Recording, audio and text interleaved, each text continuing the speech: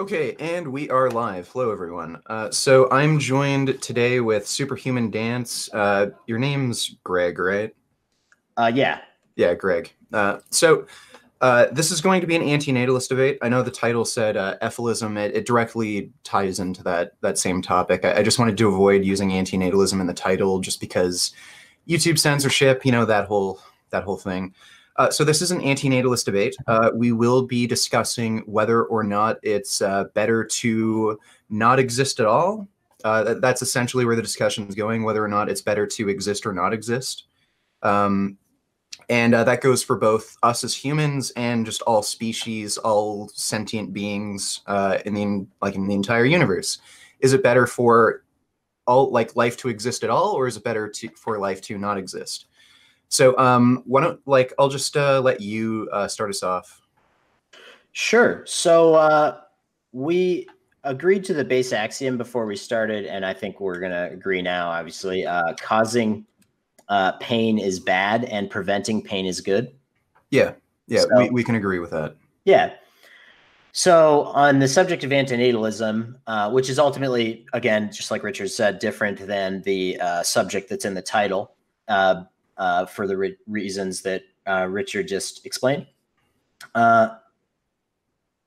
So to get started with this concept of the asymmetry and like Benatarian asymmetry and also just antinatalism from a philosophical perspective, like strictly, I'd like to start out with saying like, okay, so if that's our base axiom that causing pain is bad and preventing pain is good, if you think for a moment about Mars or the moon or anywhere where there's no sentient life for a moment, and how there's no pain on Mars, and what that means is that it is the closest thing we can possibly get to, something being absolute when it comes into existence, regardless of if you believe in this well-being thing that I'm sure we'll be discussing later on. So the only option to be consistent with your base axiom that causing pain is bad and preventing pain is good would be to not come into existence in the first place via not being born. All right. So all of the problems of pain get solved by simply not being born in the first place for the being that doesn't get born. Right. So coming into existence is always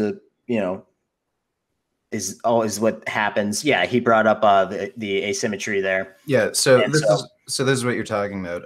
Yeah, Benatar's asymmetry. yeah, I yeah. just wanted to give a visual example for everybody. Mhm. So Yeah, just to give a rundown, presence of this is basically like presence of suffering, essentially bad. Capacity to recover or like well-being, the ability to feel pleasure is good. But at the same time, absence of sickness or like absence of suffering, good.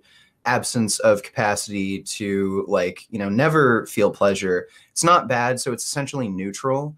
So Benatar's position is that this situation where nothing exists is better because absence of pain, good.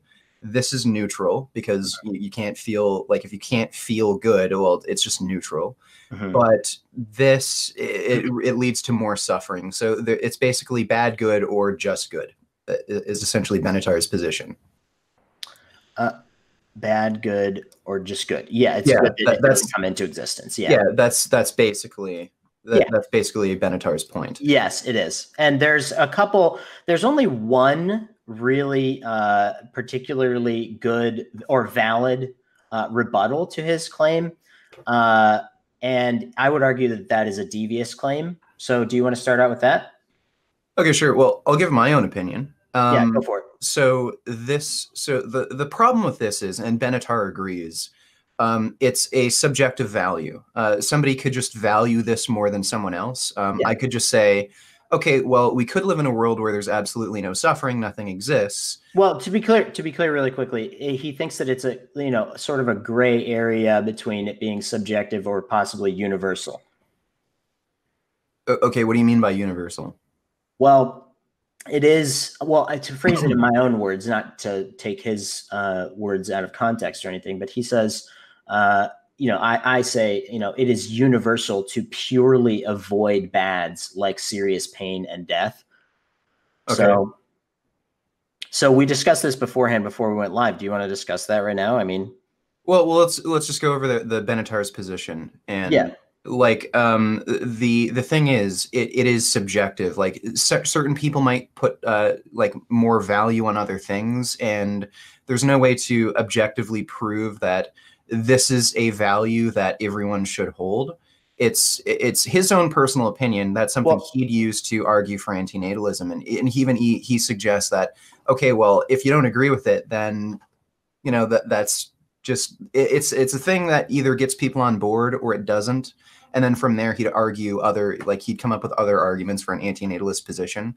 So my main problem with Benatar's, this Benatar table, it's that you may not just necessarily agree with it. And I don't personally agree with it. I'd say that the amount of possible well-being that we could achieve would far outweigh any suffering we could achieve, at least in the future. I think overall, at least for humanity, things are improving, and the future does potentially look good for us. Okay. Yeah, we'll get into name the well-being a little bit later on, but I just want to stick on Benatar's thing here for a second, because obviously, like, the sheer volume of bad things that can happen are all much, much worse than any one thing that we could compare that to, right? Like any one thing that would potentially be pleasurable, I mean, so if we just come up with some examples, like even just on a one-to-one basis, like, would you say that one orgasm justifies one human death? No. Well, there you go. So, I mean, because you have the base axiom that we both have to start this out with. So, that is ultimately what people agree to when they bring a person into existence on that one-to-one ratio basis, Well, no, not necessarily. Like, I mean, we're not comparing one death to one, somebody's entire orgasm life is isn't one death. I mean, it's one orgasm when you have a child is one death. Yeah, well, that is kind of, well, not, you don't necessarily even orgasm if you produce a child. There's that as well. Yeah. It could. That's true. It could just be artificial insemination, or maybe your partner just isn't that good in bed. Right. Yeah, it could be one of those things as well. Or so, like, one pleasurable experience or whatever for that one birth, right? I mean, would you say? Yeah, but somebody's entire lifetime isn't just one orgasm, right? So, no.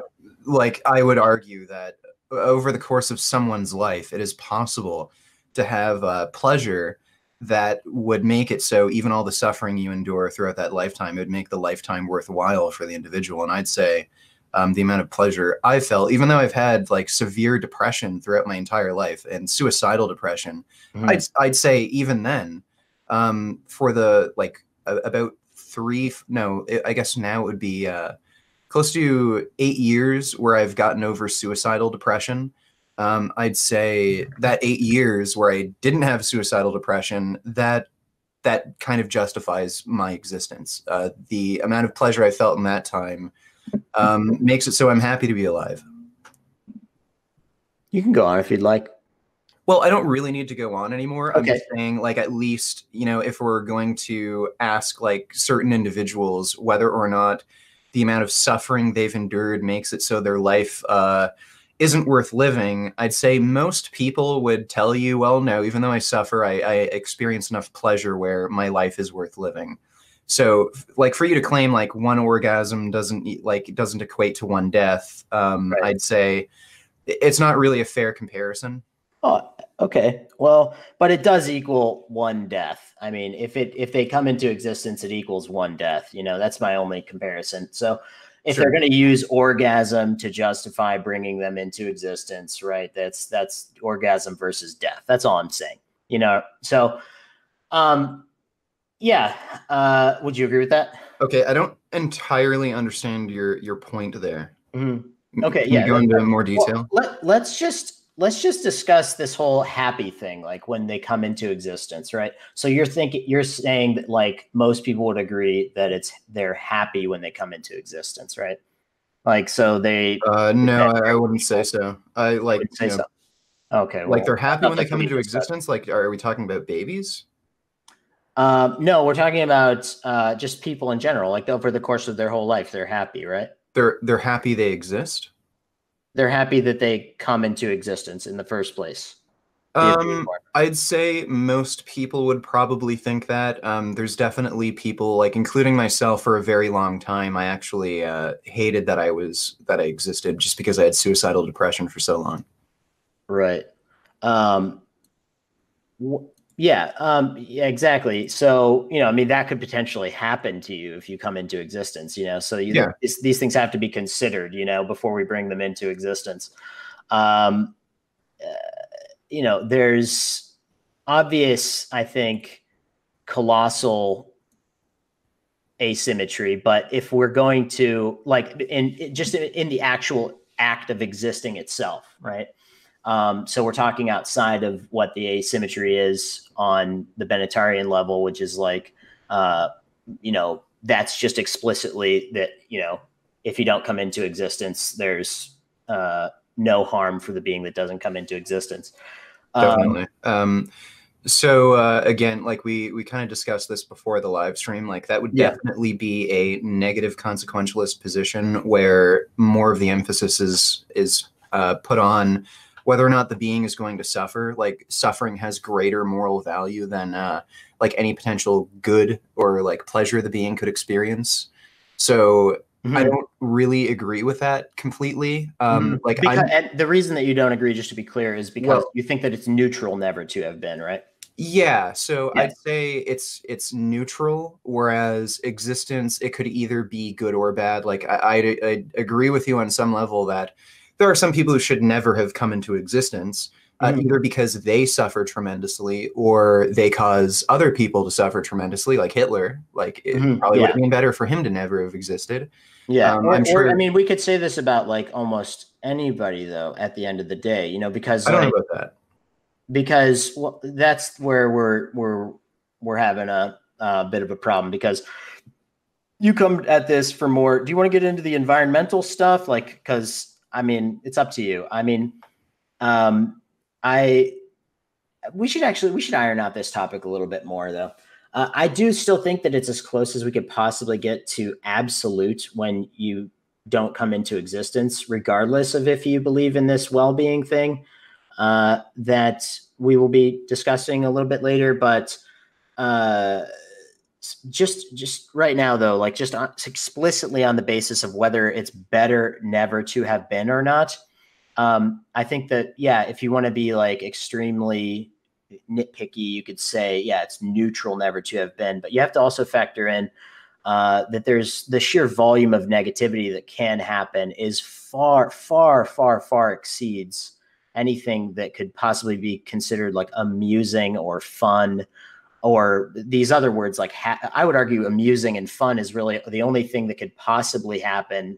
And then we have like these words like happy and well-being and pleasure that I have criticized, and I really don't even think that they are what they say they are, right?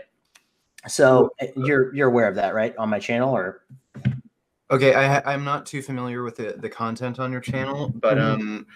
you're like I kind of want to iron out this negative consequentialism topic Mhm. because I would to some extent consider myself a negative consequentialist, but I'm more of a soft negative consequentialist. Yes.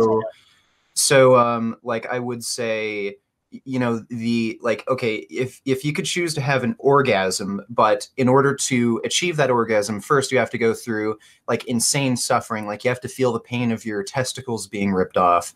Okay, well, most people would say, yeah, I think I'd avoid that. Like it's just not worth it. The amount of pain I'd have to endure for that. So I would agree that the amount that you could possibly suffer is probably greater than the amount that you could actually, like the possible, like highest achievable pleasure you could ever achieve. Yeah, I would argue it would like skyrocket past the highest possible pleasure that you could like especially get without to levels that we can't even understand of suffering, like, and then like the pleasure thing is like almost non-existent compared to that. Especially without drugs, like there are drugs like crystal meth where maybe you could actually make an argument that you can actually experience pleasure comparable to like the maximum amount of suffering you could possibly endure. But overall, crystal meth will mess up your life. It'll make you suffer eventually. But well, there you go. I mean, so all I'm saying is that we're only basically filling in like a state of deprivation or avoiding a pain. And those are the things that we constitute as being like a pleasure of some kind. And then really when you analyze this suffering thing, it's the puzzle. It's the only thing that's happening at the end of the day. And then what we're doing when we're just making excuses for it when we have these words like pleasure and well-being. And okay, well, that's something I actually wanted to ask you. So like, again, I stated I'm pretty much a soft consequentialist, and I think most people are, where there's a certain amount of tolerable suffering, and most people say, okay, well, I'd endure this amount of suffering to go through this amount of pleasure. But the suffering always exceeds the not necessarily. Well, not necessarily, especially if we like look at suffering throughout an entire lifetime. Like again, the potential for suffering exceeds. Sure, and that's what we're arguing about. If we argue for coming into existence, right? Is it's an imposition to come into existence in the first place. No one can choose to be born, right? So like when they come in, it's just their life is being imposed onto them. So if we're going to weigh it, we should weigh it like the worst possible thing that could happen to somebody versus the best possible thing that could happen to somebody. And I just think that when we do that, it's just so obvious that it's just preposterously negative compared to anything that could possibly be good. Well, we can get into some of that later, but for your position, you seem more like a hard consequentialist where you don't actually consider pleasure as, it's more of a neutral thing for you, whereas like pain, it's something like you only focus on pain. So if you were to choose between... Well, no. To be clear, I only think that there is varying degrees of avoiding pain, right? Like I would ask you ultimately to like name the well-being that isn't just somebody avoiding a pain via less bad or more bad being, So you're saying...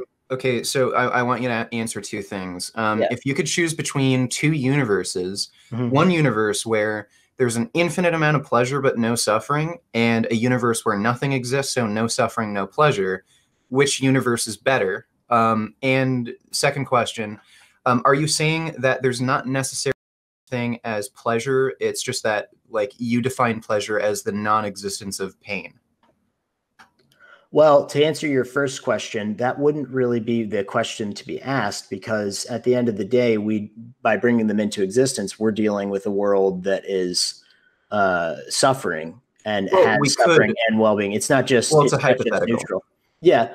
But the world that we live in now is a world of suffering. So the hypothetical question would really be like, how bad could it get, right? Like it's a hypothetical to this utopia. So if like we were going to take a hypothetical utopia of like, to answer your question, if it could be neutral, just really quickly, and then like all pleasure. I don't really know what this pleasure thing is because we haven't really described that yet. So all I'm asking you is that like, can you name the well-being that, isn't just you avoiding a pain via more bad or less bad being? Okay, so you're asking me to describe the state of being that would define infinite like pleasure? Yes. And no pain? Okay, like, I don't know, let's say we're like living in a computer simulation where it's impossible for us to like feel, pain in the simulation, and everything feels like a constant 100% orgasm. Like the most, and like you have a constant taste in your mouth where it's like the most delicious cake you've ever had. Just something like that, where I think most people would say like, okay, the feeling of a constant 100% orgasm infinitely with like the best taste in your mouth possible, and you never feel any amount of pain, suffering, whether it be physical or psychological. Right, but we haven't really established how you don't feel the pain and stuff. So let's just compare Well, it's just this a hypothetical. You don't even like, it's yeah. not even a question where you have to ask whether or not there, like, it's a practical reality. I'm just asking you as a hypothetical. So if that would hypothetically be possible to like not have to compare like ultimately, but like the thing that you're coming up with, right? It's not really describing a world without pain, right? Like, like these things are still, you could be deprived of these things. You could get bored of these things that you're talking about. Then you could be like again, infinitely bored, right? well, again, So it could be a colossal well, again, overestimation of what's going on. well, Right? again, like things like boredom, pain, like even psychological suffering like that, it results as like a chemical reaction in your brain. So if we were to like, you know, live in a computer simulation where we can actually simulate all these things, we could just make it so that sort of sensation is completely impossible to feel. So like, again, it's a total hypothetical. We don't even have to go over like how we could even practically achieve that. I'm just asking you, like, no, I'm just asking you, like, as a matter of principle, do you think it's like totally neutral, like both universes are equal, where one universe nothing exists at all, so there's no pleasure, no pain, and another universe where there's only pleasure, no pain, no suffering? Are those two universes equal in your eyes? No, because I don't view this pleasure thing as being a actual pleasure, right? I view it as being like a filling in of a state of deprivation or fixing of a state of avoiding boredom, right? Like avoiding pain. And then those things can amount to really colossal things. So I think I answered your question. Okay, So I think that answers both questions, sort of. So you don't actually believe that there's such a thing as pleasure. It's just that yeah, pleasure, as we understand it, is really just avoidance of suffering. yes. Okay, that creates some issues with. Well, I'd like to ask you my own hypothetical now. Okay, so Sure. Okay. so the hypothetical you stated earlier, can you restate that hypothetical, of the utopia idea? Okay, so like my theoretical, like, you know, perfect world is a world where we live in a computer simulation where we totally like we can totally simulate like a human brain and all the possible chemical interactions that occur. So all of these emotions we feel, basically they are induced by like electrical signals, chemical interactions. Well, if we can create a simulation where we prevent all of those, you know, chemical reactions from occurring that result in negative feelings, pain, suffering, then that would be complete pain avoidance. And there's also chemical interactions that cause like pleasure, like dopamine. Well, it would only be responses. right. It would only be complete pain avoidance if you could establish that this pleasure thing wasn't actually just you avoiding a pain via more bad or less bad being, right? So, and that's very, very hard to establish. I think it's like, so Okay, I would still answer no because I don't understand what you mean by this. wait. So you've stated your best possible scenario in this matrix utopia. So I'll state like the worst thing that I could, one Okay, of the well, worst wait a second. Wait a second. So I don't think you've. Well, wait a second. Sorry. I don't think you've totally answered my question then, because, Okay. like, I asked you, would you consider those two worlds equal? You said no. So which would you consider a better option then? I would consider the 100% neutral position to be better still. Really? Yeah. Even though we have complete pain avoidance. Yes, but this isn't happening right now because you're not answering my question, right? Okay. Like, All right, sure. We'll go ahead. okay. So you haven't named the well-being that isn't just you avoiding a pain via more bad or less bad being. So we don't really have anything to go on in this hypothetical world. So that's the reason why I picked neutral. And I would have to say now that since your utopia of this matrix world where we are, you know, eating cupcakes and getting orgasms, and you know, there's literally no striving whatsoever to try to avoid pain or deprivation or boredom whatsoever, which seems, you know, pretty phantasmagorical to me. Let's just say if that is actually a reality, okay? This world that you're talking about right now could potentially be on the horizon. Would it compare to the hypothetical scenario of, you know, a plug-in brain matrix world where there's no death and no escape, but it's a virtual reality torture of trillions of human consciousnesses and animals in isolated torture chambers, you know, who are all on fire. Okay, so burning alive, alone, feeling 1,000 times the pain possible of a pre and post burn victim today.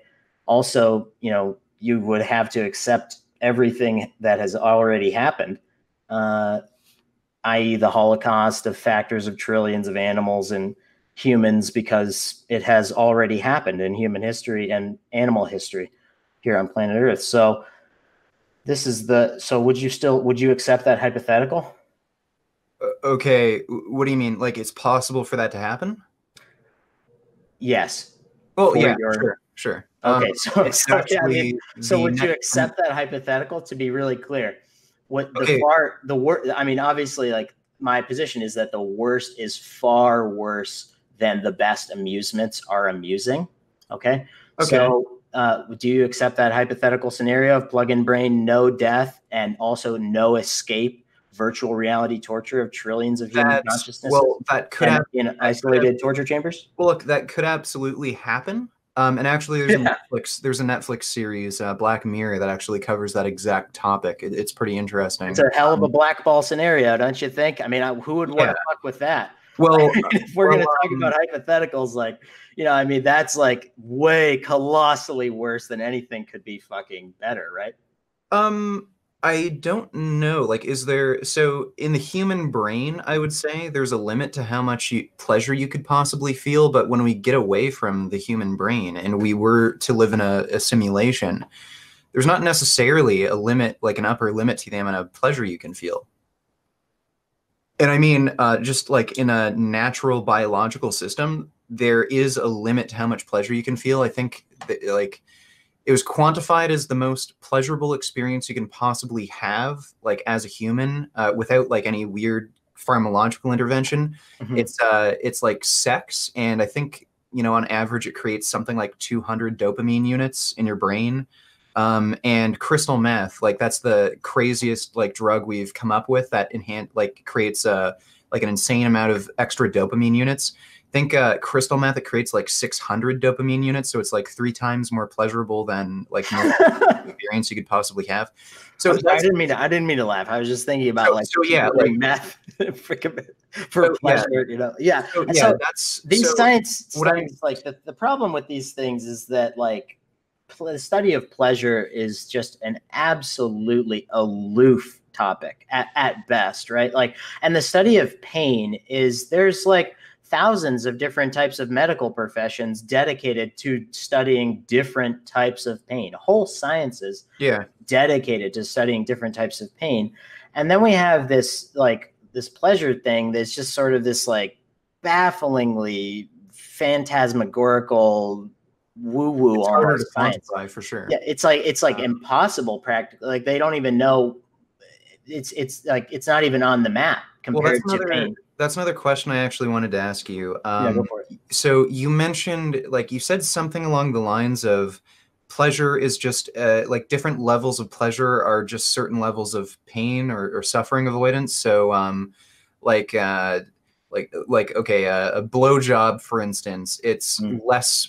Like to you, it's not like necessarily pleasurable. It's just that you have a greater amount of pain avoidance than not receiving a blowjob, or having anal is like a greater level of pain avoidance than having a blowjob. It's basically less pain, less pain for you, rather than more pleasure, more pleasure, more pleasure. Well, with any human beings that are having sexual intercourse, it would be my argument would be that it would be like a relief of your genetic material, or a relief of, the stresses surrounding wanting to relieve those things that's basically what it is for anyone, I would argue. You know, unless you can name the well-being that isn't just you avoiding a pain via more bad or less bad being, right? Well, the question I was asking you was pretty direct. Like, do you actually like what you're getting at basically is that there's not really such a thing as pleasure. It's just a greater degree of pain avoidance. Yeah, it is. Okay, I mean, it's a degree of pain avoidance. Yeah. right. So what pleasure really is not pain, is what you're saying. No, it's a reduction of pain. So it could be less bad or more bad, if I have to repeat that question. Okay. So, Okay. yeah. I think I understand what you're saying. Yeah. I still see that if you're going to rely on Benatar's table as an argument, No, I'm not. I don't rely on that for this argument. No, I'm saying that it's a 100% dichotomy between existing and not existing, right? Like I think that that's what I've focused a huge portion of my channel on, is that I think that claiming that Benatar's argument is wrong, ultimately, I'll let Benatar defend himself. He has defended himself in, dozens of debates online here versus Sam Harris and Jordan Peterson and a couple dozen other people. So I'll let him defend himself on his subject. But on this subject, I really think that since the most valid criticism of Benatar's asymmetry is that it's neutral never to have been as opposed to better never to have been, I would have to say that we then would have to name the well-being that isn't just avoiding pain via more bad or less bad being. Okay, well, wait. You said you're not relying on Benatar's table as an argument, but do you actually hold the position, like based on Benatar's table, that not existing, like would you actually use it to formulate your own argument, Benatar's table, that non-existent is a moral, is actually better than existing and experiencing suffering and pleasure? Well, because it results in an overall more positive outcome. Well, like I said, I'll let him defend his position. I'll just defend this position. I mean, here, hold on one second. I'll bring up the formal argument for it that I made here real quick. And we could just do You can that. screen share, by the way, too, if that makes it easier. Yeah. Everybody watching. On here. Hold on. Yeah, I think I can. Yeah, there we go. I have to... Because I'm just wondering, I just want to know if you actually agree with Benatar's table here that the absence. Well, I sort of answered that already. I think that the absence of, like I said, I'll let him defend it in other arguments because it's his argument. So here's what I'm gonna bring up here. So 1 second, I just gotta bring it up. I think this is what I needed. Well, it's just a yes or no answer, question. Do you actually agree? No, that's a question for him. You should have him on the podcast. Well, no. Do you agree with this table? Yes or no? Oh, the table that's on the screen right now? Yeah. Yeah, personally, I do. Yeah, but it's my personal thing. Yeah. Well, that's cool. That's cool. I'm just saying this actually creates a contradiction when you say that pain... Yeah, it's neutral never to have been. I get it completely. I've understood that for months now. I actually taught you guys this subject. So anyhow, but let's just wait. No. That's what I was getting at. I understand. All right. Yeah, I get it. I said yes already. No, so you agree with this table? Hold on. Yeah, I do. Yeah. Okay. So my point I was making is, if you're going to make the claim that pleasure means not pain, this actually creates a contradiction if you're going to rely on Benatar's table. Right. But the worst things that can happen are far worse than the best things that can happen, as we already established with the hypothetical that I made earlier. Okay, well, I can agree with that. The worst things that can happen are the amount of possible pleasure. So not bringing a person into existence would still be the best decision based on a dichotomy instead of a tetrachotomy. Not necessarily. We can get into this more in depth, but the point I was trying to make is, if you're going to say that pleasure is just the absence of pain, then this actually creates an issue. Even if you were to use the more, I guess, neutral position that you took, where pleasure is just a diminishment of pain, this would actually create a bit of a contradiction if you were to agree with this table and like actually rely on it as an argument. Well, I'm not relying on it as an argument. I can say that, like I said before we started this debate, there's antinatalism, there's like Benatarian antinatalism, and then there is the asymmetry argument. I'm sorry. So there's the asymmetry argument, and then there's like the imposition argument that I'm ultimately sort of making. But ultimately, you agree with me on the imposition argument, don't you? That it's an imposition to come into existence in the first place? Not entirely, actually. And okay. we can. Well, how can that person consent to being born? Okay, this actually gets into something that I can't really provide evidence for. It's just like my own personal belief. So I have like, and I've come to this conclusion through like weird out of body experiences I've had from nearly dying in a hospital and like some mushroom trips I've had. So like, again, it's just my own personal belief. I won't say this is like as fact or evidence that I have. But I think like our consciousness is just created by the matter around us, essentially. So like if we die, basically we become the like part of every other being's consciousness. We get reincorporated into other organisms, and we become a part of their consciousness. So if you were to say that we're imposing our will onto, other beings, I don't necessarily think that's the case. I think like on some level we actually do share a consciousness, and when we do have children, it's technically the child's choice to come into existence. That's like, again, I wouldn't say that's like I'm not trying to be rude. No. I wouldn't say like, that's Scientologists believe this too, right? Like Scientologists, yes, Scientology actually believes the same thing. They think that people choose to be born and that they manifest their own existence, which is, I think, to say that that's phantasmagorical, I would say is an understatement. Well, you know what? I'll rephrase that a little bit. I wouldn't like to make it sound at least a little more reasonable.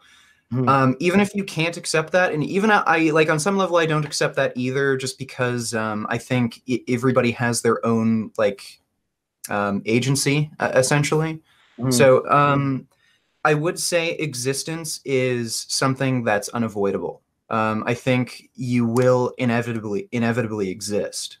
Whether we all kill ourselves or not, I think eventually life will start back up again through abiogenesis somewhere, like in some part of the universe. So I'd say existence is inevitable. And whether or not somebody chooses to have kids, and even if you resent your parents for having you, your existence was inevitable. So like, I think that might sound like a more reasonable position to have. So I wouldn't say the idea that you shouldn't have kids because your kids can't choose to exist.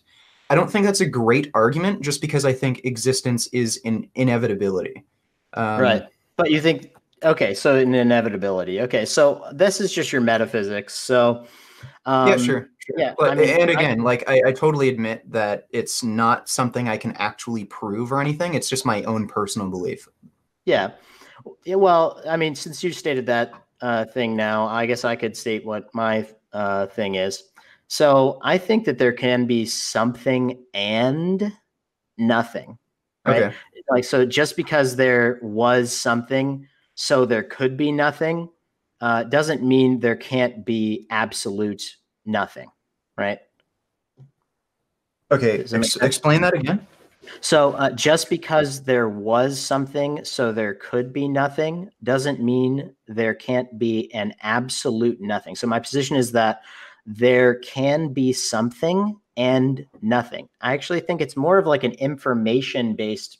it's not even really a metaphysics. I wouldn't call this a metaphysics at the end of the day, because we can observe that there's nothing on Mars, right? There's nothing on Mars whatsoever. There's no sentient life on Mars. So there can be something and nothing. And so like while bacteria? No. I mean like sentient life. So like neuron-based life. So you might counter this with like, matter can only be transformed, not destroyed, right? I mean, like, because that's a first law of thermodynamics. Well, I don't know if that's actually true or not. I know that is that a law of thermodynamics? Yes. Well, yes, yeah. It's the first law of thermodynamics. It's different. It's worded differently in thermodynamics, but yeah. Well, matter can only be transformed, not destroyed. That's the first law of thermodynamics. I'm not really too well read on physics, but as far as I know, that's totally fine, man. As far as I understand, you can actually have matter appear in a vacuum. Well, so far it hasn't been observed at all, and the first law has never really been broken. Okay. The second law of thermodynamics is probably what you're thinking. You might be, maybe, confusing a little bit, but we'll get into that later on. So it depends on the fact that you might say that it depends on the fact that there was something before nothing, right? So a matter can only be transformed, not destroyed, which is the first law of thermodynamics. And I would say that yes, but when it comes to pain, it's possible and much less subjective that there can be absolute nothing, right? So like pain is only certain, it's only a certain construct of matter, Okay. So what are you getting at here? Well, the reason you die is because no blood is pumped to your brain, right? It's a certain construct of matter. I guess, yeah. I guess we could say that. Wait a second. Hold on. Just let me get to the bottom of the point really quickly. So, you might say like to this, like you can't pick and choose, right? From possibly, you know what I mean? Like it's not like we can, or do you think that we can pick and choose what? Pick and choose things during our lives. I think we have some degree of freedom. Like it's not like we can live forever and explore the entire universe, at least right now. Right. Okay. Well, we have limited degree of freedom. I know you can't. Like I see, I made name the thought for this reason. It's an argument to actually ask ask like information for the information behind the actual subject. And the question is that, can you name the thought that occurs in a being's mind before a piece of information is available for that being? And if no, to be clear, like you would be contradicting yourself by holding a view that falls under, anything being free, right? Or anything being meta, or ultimately meta in general, or original thoughts, or ego even, or woo-woo, or infinite regress, all this stuff. And then if you answer yes, I'd ask you, to define your point. And to give two examples very quickly, just to clarify myself. So on a macro scale, right, like obviously none of the people in this room have the information by themselves to be able to build an E-class container ship or a massive excavator machine or a jetliner. So there is obviously no freedom there for any of you, right? Sure. Okay. So I think that's a pretty obvious one. Like, but then you would argue, I think, when you get down to the minute scales, that's where the free stuff happens. And to give an example very quickly of like why that still wouldn't be you having thoughts before information occurs is, the first person who created fire was one of the first major technologies, right? Yeah, and unhesitatingly, most people would say that was a person expressing their ability to have thoughts before information was available. So, but actually, no, there was, when we look at that situation more, there was way more information that we can point to in the form of lightning creating forest fires, boiling potatoes in the ground, than the humans smelled them and tasted them. And this led to their mastery of fire and development of amylase, which, any of you long-term vegans are aware of. So this would be information occurring before a thought ever occurred. All right. So there still would not be freedom that's evident in any way that we can point to or ask a what question, which is an information question about. So to make an argument for free will, it's basically impossible when you try to name the thought. And to give another claim that you might talk about first off is on the smallest scale, is you could say, I had a thought before a thought before a thought before a thought before a thought, right? Would this be the thoughts before information? No, it's still you having information before thoughts, right? Like if we just break down what is being said, we discover that all we are actually doing is taking in inputs, and there are no outputs even on this minute scale, because we can always point to information before a thought. We can always say like, well, you needed the information about the word thought in order to have that question in your head. There's always information that we can point to. And if you don't think that there is, and you think that there's something free happening without information, then you name the thought that occurs in a being's mind before a piece of information is available for that being. So this is on the subject of determinism versus free will, just in case anyone is confused. So go ahead, Richard. Okay, how does that relate to the discussion about antinatalism? Well, it's very important because people, when they think of this notion of, well, you're not really answering that. You're not naming the thought, just to be clear. Okay, well, so that's fine. It's fine. I can't actually name the thought. Like I can't actually prove that we have free will. Yeah, but then we can like show with less subjectivity that there's no free will whatsoever. Okay, wait, we can't prove what? Hello? We can't prove... Yeah, can you hear me? Yeah, so we can't prove what? Well, we can't prove that there's we can't prove that there's no information before a thought that is right. Okay, sure. Okay, right. Like so we can definitely point to determinism being a fuckload more evident than anything being a choice, right? I don't know. I think it's kind of difficult to prove either way. Well, I think that unless you can name the thought, it's pretty much a, Okay, well, no-brainer. That's not actually evidence in support of determinism. That's just a lack of evidence in support of free will. Well, no, it's a tremendous amount of evidence in favor of determinism. I just gave the examples of the container ships, mass excavator machine, jetliner, well, and sure, then but that's a lack of evidence for free will. That's not actually evidence for determinism. Yeah, okay, I see what you're saying. Yeah, but so I would say I'd say right now, like we could possibly not have free will. We could possibly have free will. I'd say there isn't good evidence like either way. Oh, well, but I just named all those things. So can you give some examples of free will and why that would be a thought? No, and I can't actually give examples of determinism. Okay, well, maybe there actually are a few examples of determinism. Yeah, I just gave a bunch of examples of determinism. Well, that wasn't actually an example of determinism. That was just an example of, sorry, that was evidence for that wasn't evidence. That was basically demonstrating that there's a lack of evidence for free will. It's not evidence for determinism. I'm demonstrating it. That's all. Yeah, that's all I'm trying to do is demonstrate.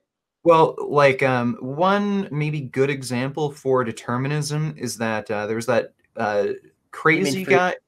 Well, there's the crazy guy who shot up a bunch of people, and before he did the shooting, he said he was feeling crazy, like something was wrong with his brain, and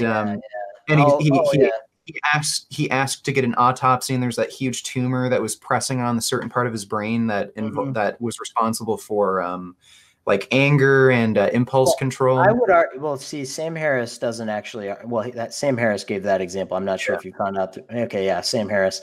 Yeah, you found out about that through Sam Harris, right? Yeah.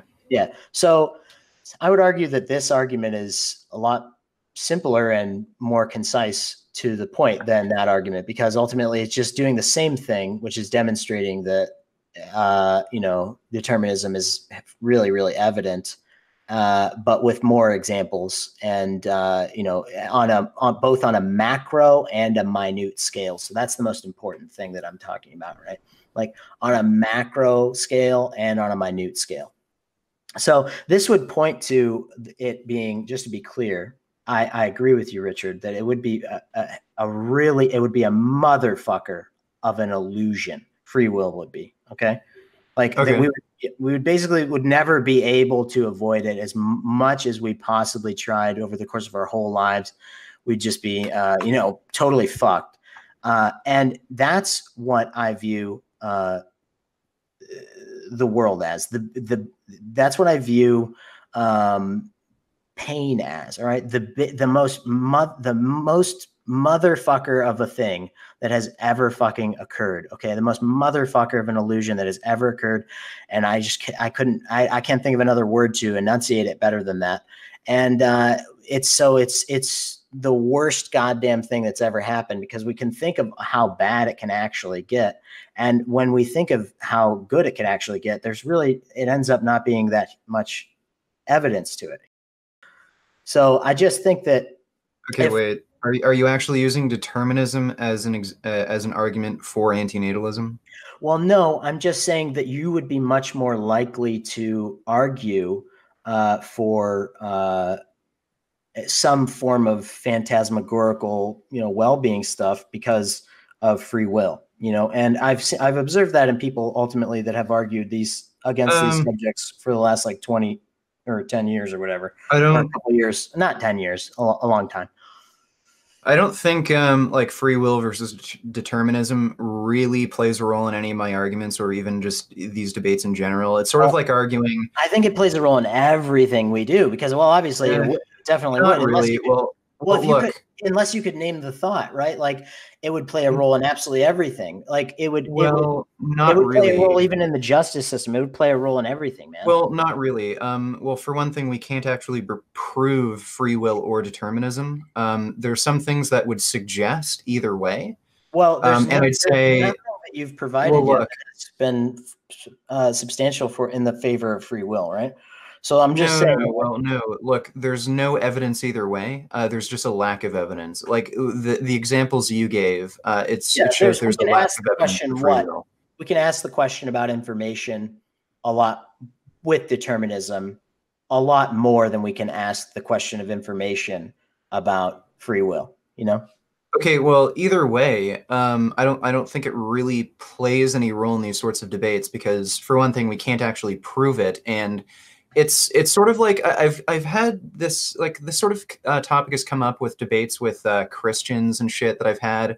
Mm-hmm. It's sort of like well, most of them believe in free will. To be clear. Well, right? I know. Yeah, they're not. Well, there is a type of, like, I can't remember what it was, but there's actually a type of Christianity where they don't believe in free will, and they think basically because God commands everything, like he's like we're all his puppets. I can't remember what type of Christianity that was.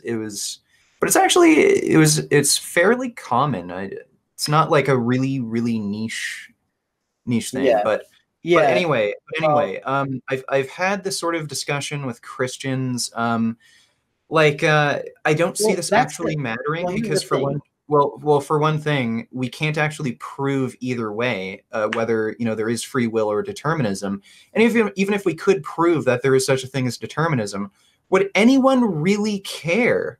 It would be really, really important. I mean, it would nullify any things to do with the ego or retributiveness or vindictiveness. It would help us neutralize those things a lot more. than Well, if we no. were to not acknowledge it. Well, no. Like, even if we could prove beyond any doubt, like 100% prove that determinism, like we don't have any free will, and it's just purely deterministic, like reality is just total determinism, it wouldn't matter. We'd still act as if we have free will. So I don't see this having any relevance to the topic. Like, if we were We would act to, less. sorry? We would act less like we have it if we had more information to the contrary. What do you mean we'd act less? We'd act less like we had free will if we had more evidence to the contrary of No, we wouldn't. determinism. No, we wouldn't. No, like the Yeah, we courtroom. would. I mean, people do this all the time. No. Like, look, the courtroom example you gave. Okay, well, if we had determinism, well, how would we give punishments to criminals? Did I give we'd still. example? Sorry, I don't think I gave a courtroom example, but go ahead. I think you did. I think you mentioned like it would affect our legal system. Yeah. Well. Okay. Yeah. It would. Yeah.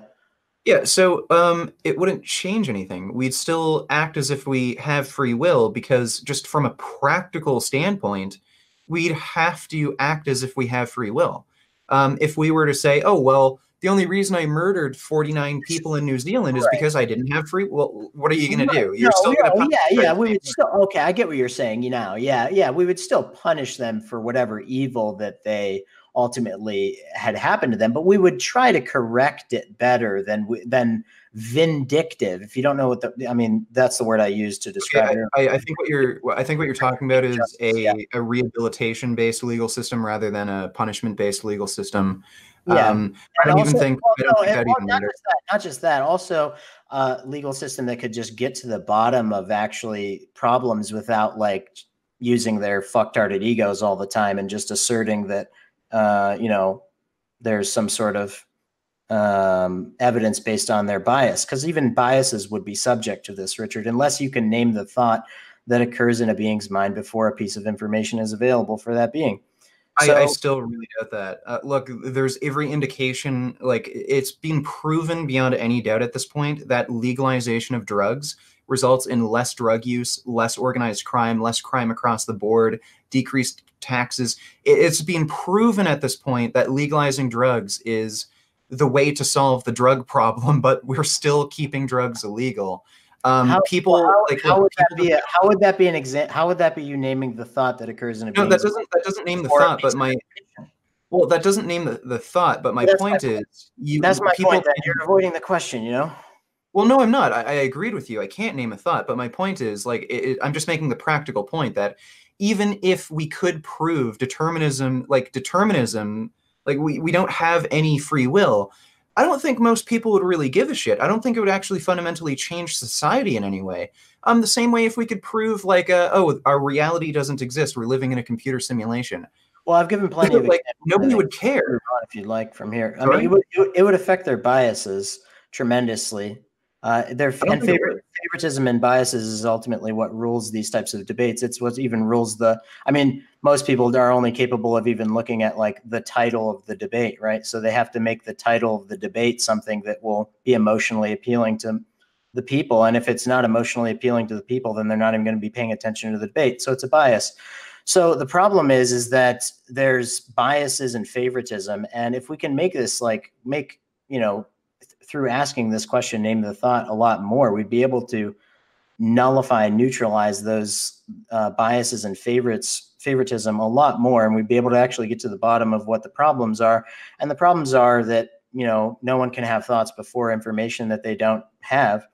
Okay. And this is a pretty much universal across the board feature of the world, similar to how it's universal to avoid serious pain and death that you avoided answering a little earlier. Do you want to talk about that?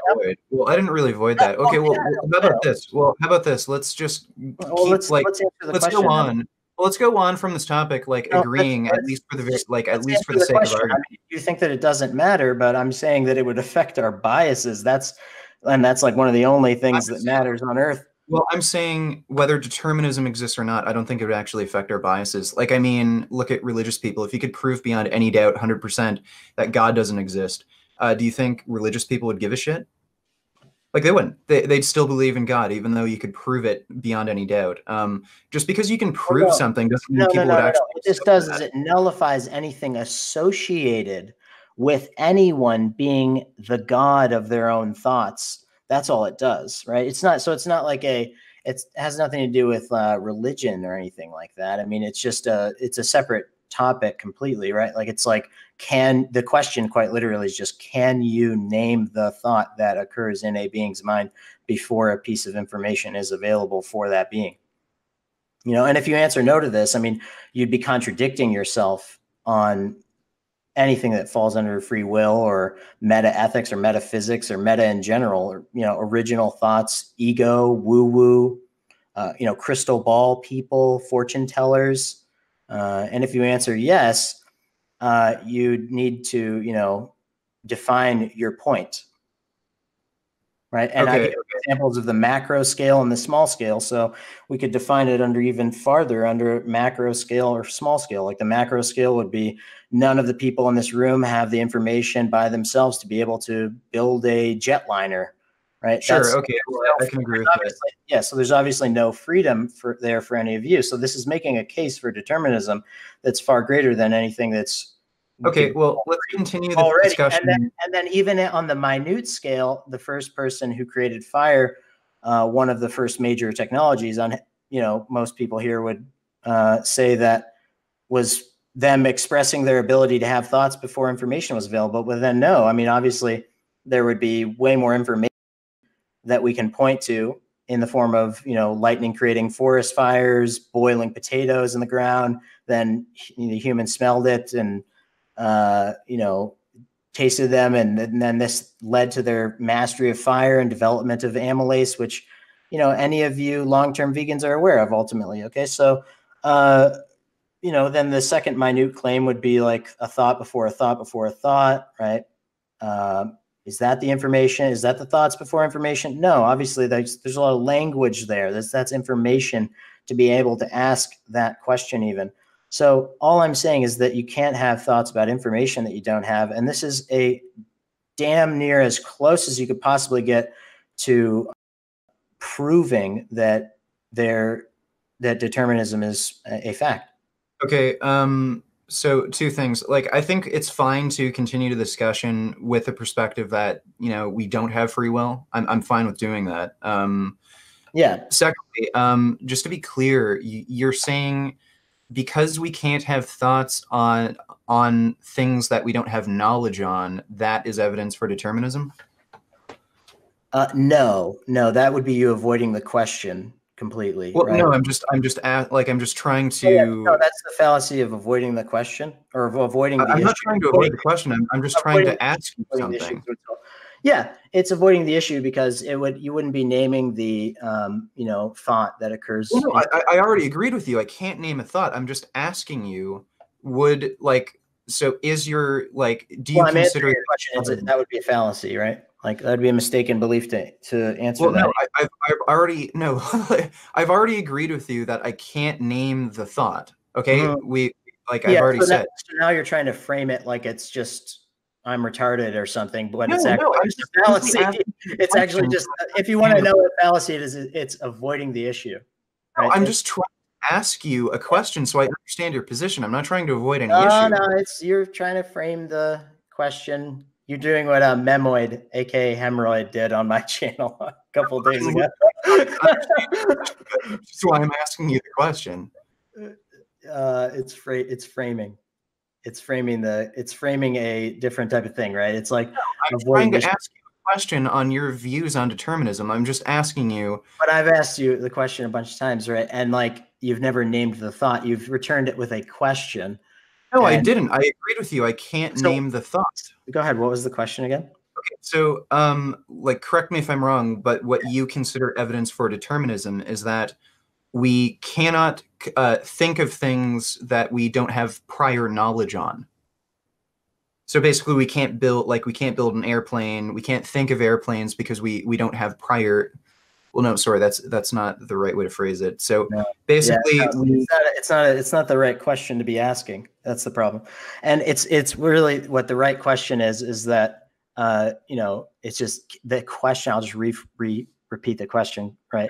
It's just, can you name the thought that occurs in a being's mind before a piece of information is available for that being? If you answer no, you'd be contradicting yourself by holding anything under free will or metaethics or metaphysics. And if you answered yes, you'd have to define your point. Okay, well, no. Right. Okay, well, first of all, no, I can't answer the thought.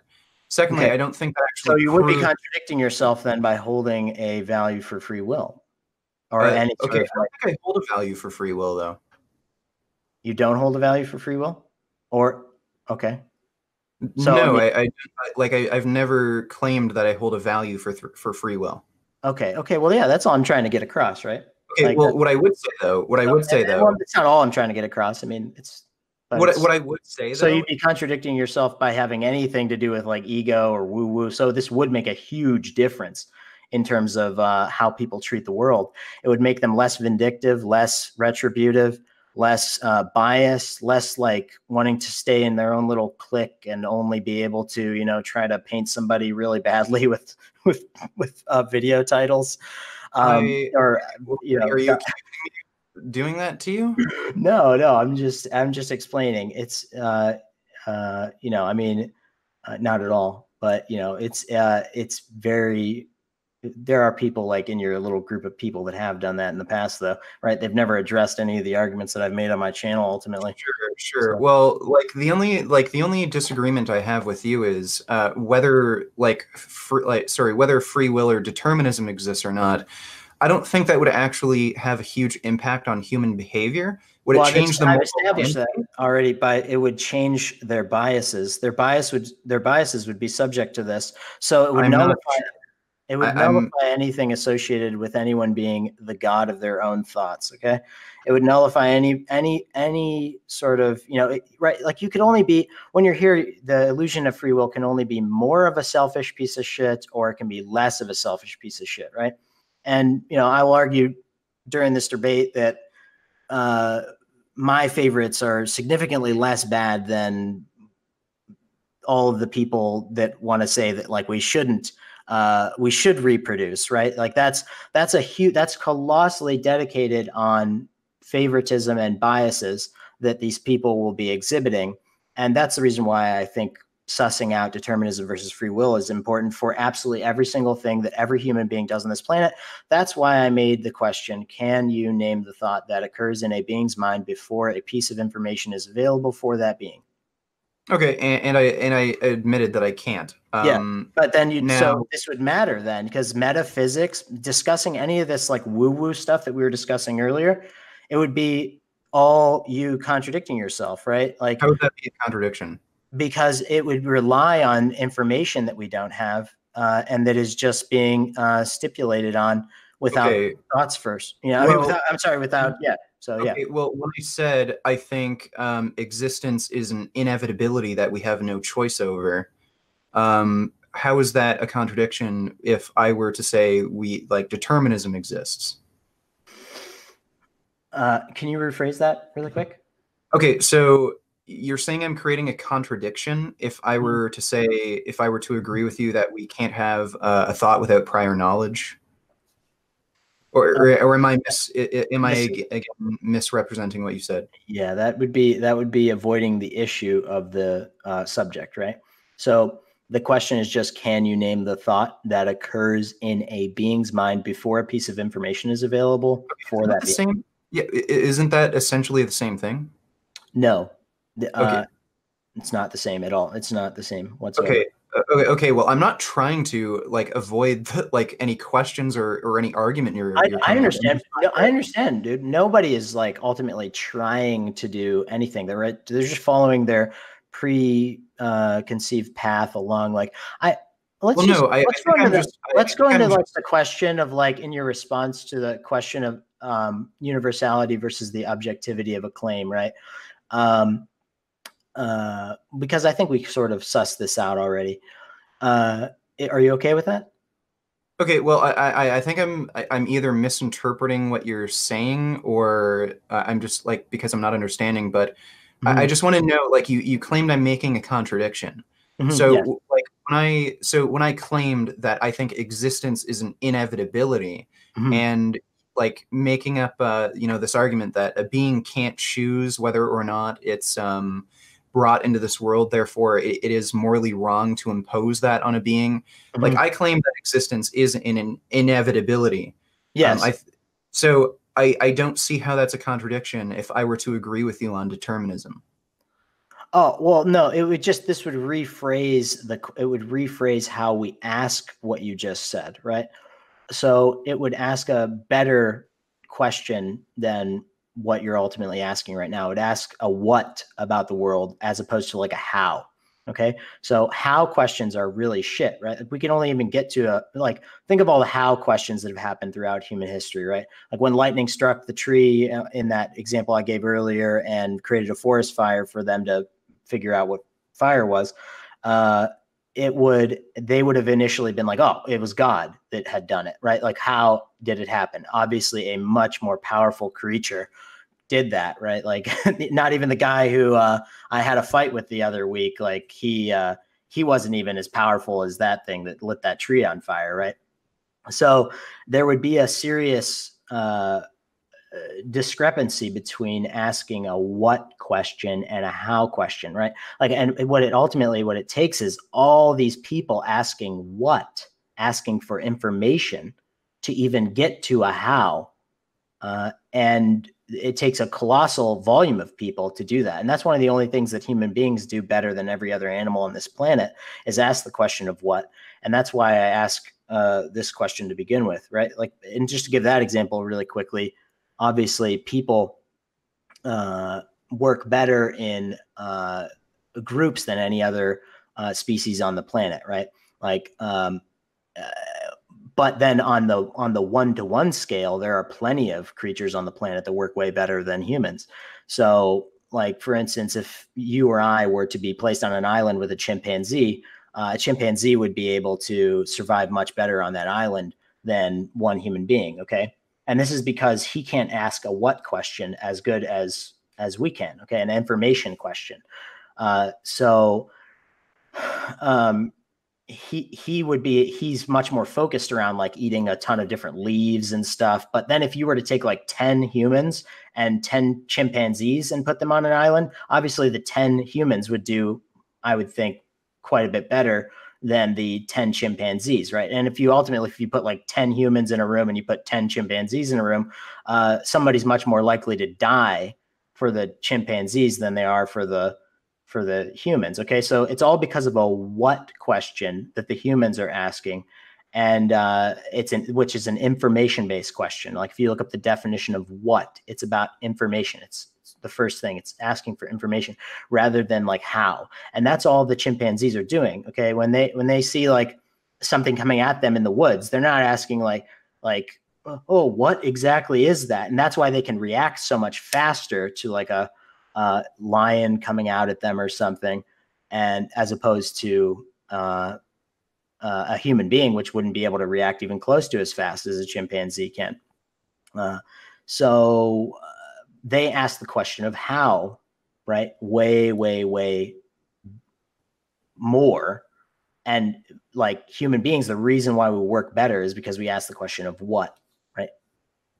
And so that's why it's important to ask what questions. It's important to ask information questions, and asking the woo-woo questions or making like statements about woo-woo stuff is not good. And what you ultimately did earlier was like a woo, it was more about like look into your crystal ball for fortune teller type thing. And I'm just asking a question about like, well, there's no pain on Mars, so obviously there can be something and then nothing. And in a world where there's I'm sorry, let me rephrase that and say it exactly. Okay, there can be something and nothing. Okay, but in a world where there's something so that there can be nothing. Okay, there can be something and nothing. That's an extremely important enunciation to understand. That makes it an information-based question as opposed to a how-based question. So it's really ends up not even, I think I stated earlier that it to counter your metaphysics. And I countered your metaphysics with something that wasn't even metaphysics, like it's an information. Do you get what I'm saying at all? No, I'm not perfectly following. Okay, that's fine. Go ahead. Okay, so again, like I don't even think we need to delve into this topic in We do. particular. It's one of the most important topics that human beings can discuss. There's a lot of people that would agree with me on that, by the way, like free will versus determinism. I mean, it's the question, and I've asked the question. I'm claiming to have asked the best question that has pretty much ever occurred. It's the most important thing by far. It's the most important thing that anybody can claim, because it builds your entire life. It builds every bias in your life. It'll make us be able to ask the what question better. And if we can do that, then we can actually get to the goals, which are,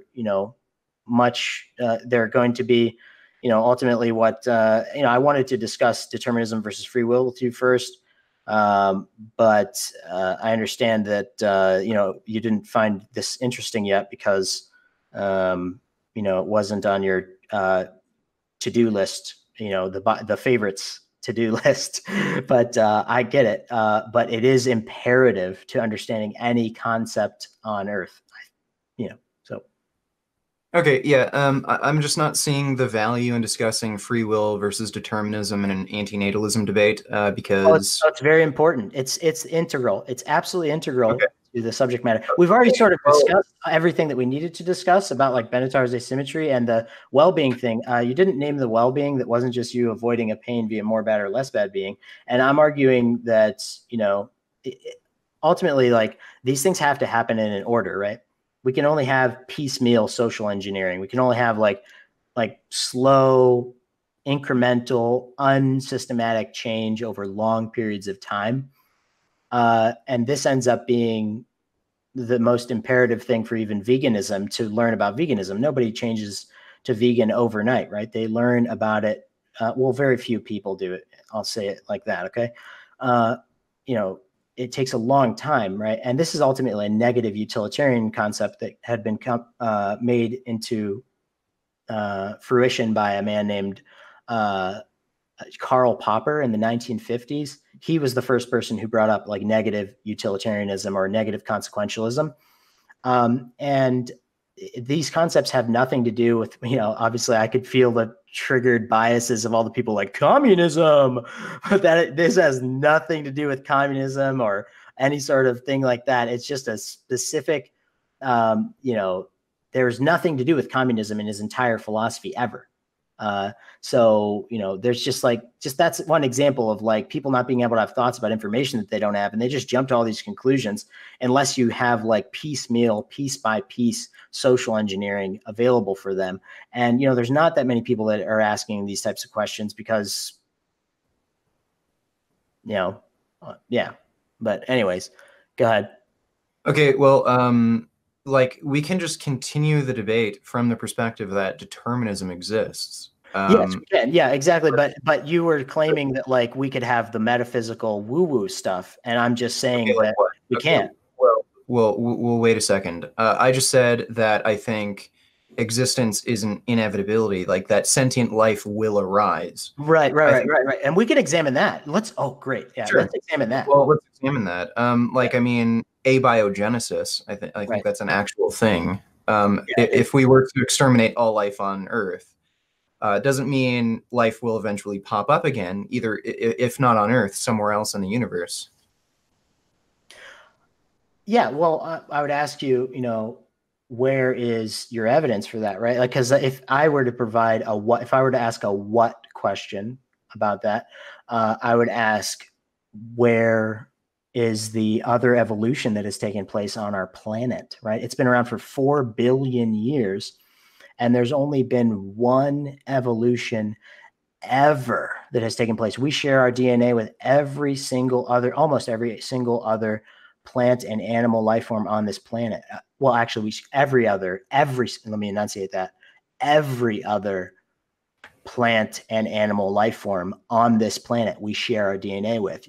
We all share a certain percentage of our DNA with corn, with grass, with Right. everything else. There's never been another form of evolution that has taken place that has performed plant and animal life in the history of our planet. Okay. So, and it's been around for 4 billion years, and that's a significant chunk of the time of the universe. So from our one body of information, we can really make a really good argument that there's, you know, it's like 1 in a trillion or 1 in a couple hundred trillions. So at best, it would be like chasing unicorns and unicorn fairy dust into space to try to get rid of the other, life forms, right? Okay, well, considering that the universe is pretty incredibly vast and there's like an infinite amount of time, Mhm. I think it's reasonable to assume that Well, life will end up beginning again what, somewhere. right. But what you just said, infinite amount of time, that's a metaphysical claim. So, we can actually state already that, there can be something and nothing, right? What do you mean by that? Well, just because there was something, so there could be nothing, doesn't mean there can't be an absolute nothing. And I'm arguing that pain could be that absolute nothing. I still don't understand what you mean by that. Well, okay, so why can't pain be that absolute nothing on, like when we look, that's my question for you. I don't know what you mean by absolute nothing. Absolute nothing, meaning like no pain on Mars. Okay. Um, I still don't totally understand your question. Like, could you rephrase it or something, or just explain it in greater detail? Yeah, sure. So on Mars, there's no pain on Mars, right? Okay. So since there's no pain on Mars, we can deduce from that it's absolute when it comes into existence. It's the closest to an absolute statement that you could possibly get, right? So when you're born into the world, pain comes into existence. So if you just never came into existence in the first place, there would be Sure. no pain, Okay. right? And you might be able to say, also no pleasure, but ultimately you haven't named the well-being that wasn't just you avoiding a pain via more bad or less bad being, right? In order to clarify that, right? And we could certainly name a huge volume of purely avoided bads, right? Like Couldn't I just death, turn that around though? serious pain. There's, the hypothetical of the people that I raised earlier of, in the Matrix, burning alive, isolated in torture chambers, just a colossal degree of just absolute nope. Okay, And well, I have a bit of a disagreement with your statement that you can't name the pleasure that isn't just an avoidance of pain. Couldn't I just turn that around and say, can you name a pain that isn't just an avoidance of pleasure? Like, I think we can make a distinction between pleasure and pain.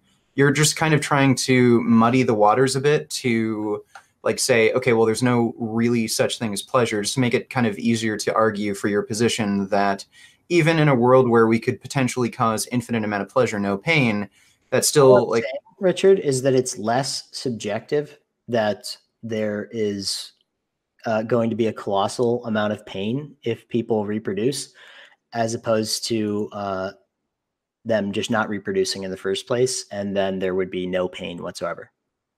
well, right, but I mean the distinction you're making here, or lack of distinction, even where you're basically saying there's not really such a thing as pleasure. It's just different degrees of pain avoidance. I could just bring it in the exact opposite direction. I could say pain is an avoidance of pleasure, and there's not really any such thing as pain. It's just decreasing degrees of pleasure.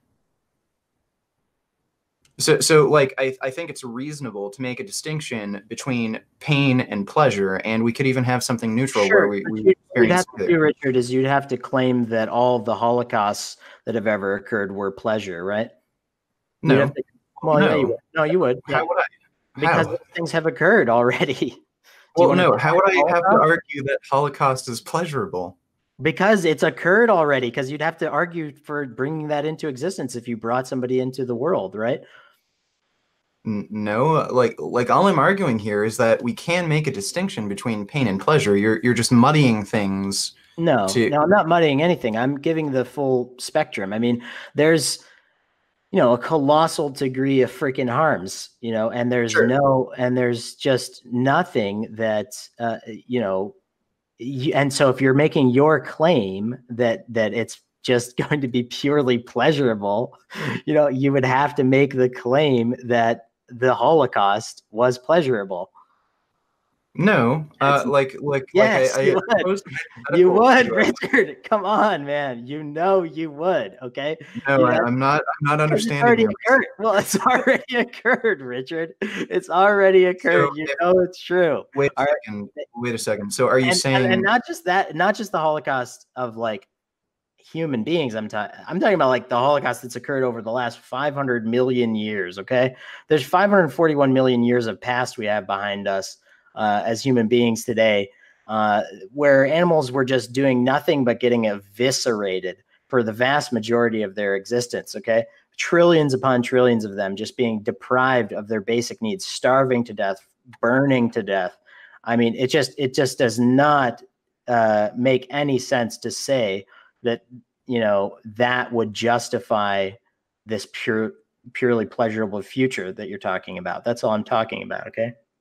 okay, so you're saying even if we could create a hypothetical world where there's only pleasure, no suffering, that still wouldn't end up justifying the amount of suffering these animals have experienced. Animals and humans. You would have to Right. Well, justify both of it.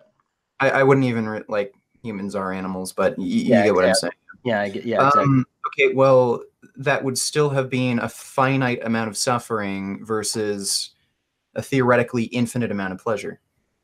Yes, but I mean, so would you think that the Holocaust of the Jews would justify this infinite pleasure? Yeah, I'd say it would. Well, I Well, mean, so just to be clear, like smoking dope and meth experiments and for infinity is better than uh is ultimately justifies the Holocaust of the Jews. no, I'd say Well, the yes, you'd have to say yes. listen. I'd say the steps towards that sort Would of you say it's technology. just a yes or no? Yeah, well, the simple answer is yes, but I'd say the steps towards creating that technology where we had to go through all of these periods of suffering to be able to get to a technology where we could experience infinite well-being, then yeah, I'd say it's totally worth it. Because you're comparing a finite amount of suffering to an infinite amount of well-being. Look, I don't think that any of this, is any well-being. You haven't named the well-being that isn't just you avoiding a pain via more bad or less bad. Okay, well, I So explained why I I'm disagree talking with about, that reason. I understand. It's a hypothetical you're talking about. Okay. I understand. So you're saying yes, just to be very clear, that you would, justify this future utopia where everyone's eating cupcakes and getting orgasms, versus the hypothetical I raised earlier of like burning alive for eternity, right? Like, you know what I mean? Because that's what you would ultimately have to do as well. It's not Why just would we have to? Okay, so so. why would we have to create that hypothetical universe? Well, it's a possible hypothetical universe, so it's just a Okay, yes or no question. okay. Well, yeah, that is possible. So you're saying yes, then that would justify that What? The burning alive for an eternity, so you're saying risking burning alive for eternity would be worth so that we could smoke meth in it for eternity, which is what you're basically saying. um I'd say the likelihood of creating a universe where we experience pleasure indefinitely is much, much greater than the likelihood of us creating a universe where we suffer indefinitely. But we Um, know that that's not true. Okay, we know that. I mean, it's like we know that what you're saying right now is not going off of any evidence that we're talking about in the real world, but we are talking about a hypothetical. So just to be clear, just to be super clear, Okay. an infinite, let's say, molestacost that could happen in the future, where there's just everyone is just getting infinitely molested by their worst nightmare in for eternity. Would somehow you think that that would be justified next to your smoking meth and eating cupcakes and having orgasms for infinity? Are you trying to say that if there It's were... yes, it's yes or no. It's a yes or no. Well, no, I'm trying to actually understand your question. So are you saying which, like, wait, are you saying they would cancel each other out essentially, or one would be... No, I'm saying that it's very obvious that what I just explained, the infinite molestacost, would be colossally worse than than anything that you could talk about being amusing in from doing, you know, some sort of pleasurable experience for infinity. Okay, no, like that's not a great explanation. So I think what you're trying yes or no. I mean, it's just a yes or no. So would do you think that the infinite molestacost... I can't answer your question if I don't... The infinite molestacost of humans would be justified by the infinite eating of cupcakes and having orgasms that you explained earlier? Like, I think I'm understanding your question a bit better. So are you just yes or no?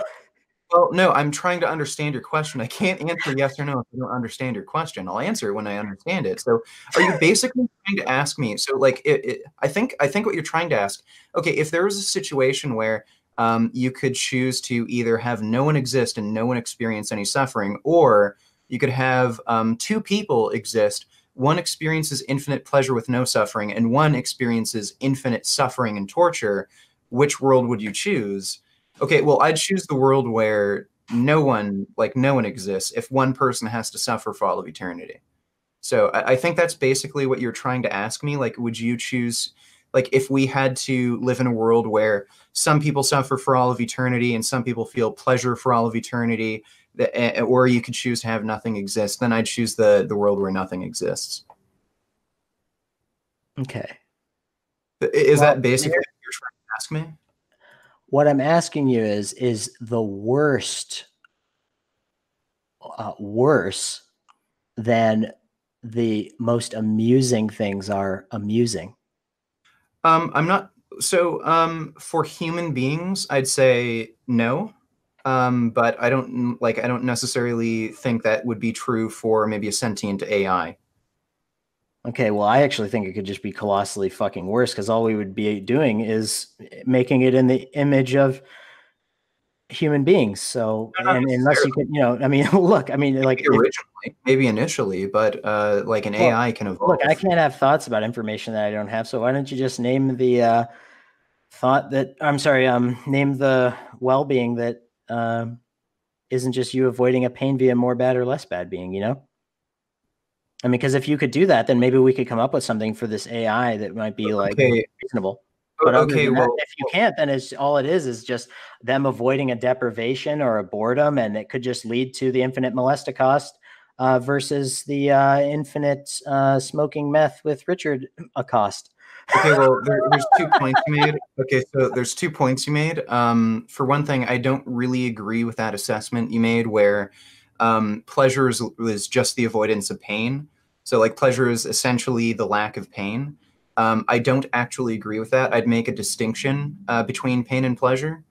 And secondly, with the AI question, I think it's possible that for an AI, not like it could experience well-being that's greater than the worst pain, or it could be equal.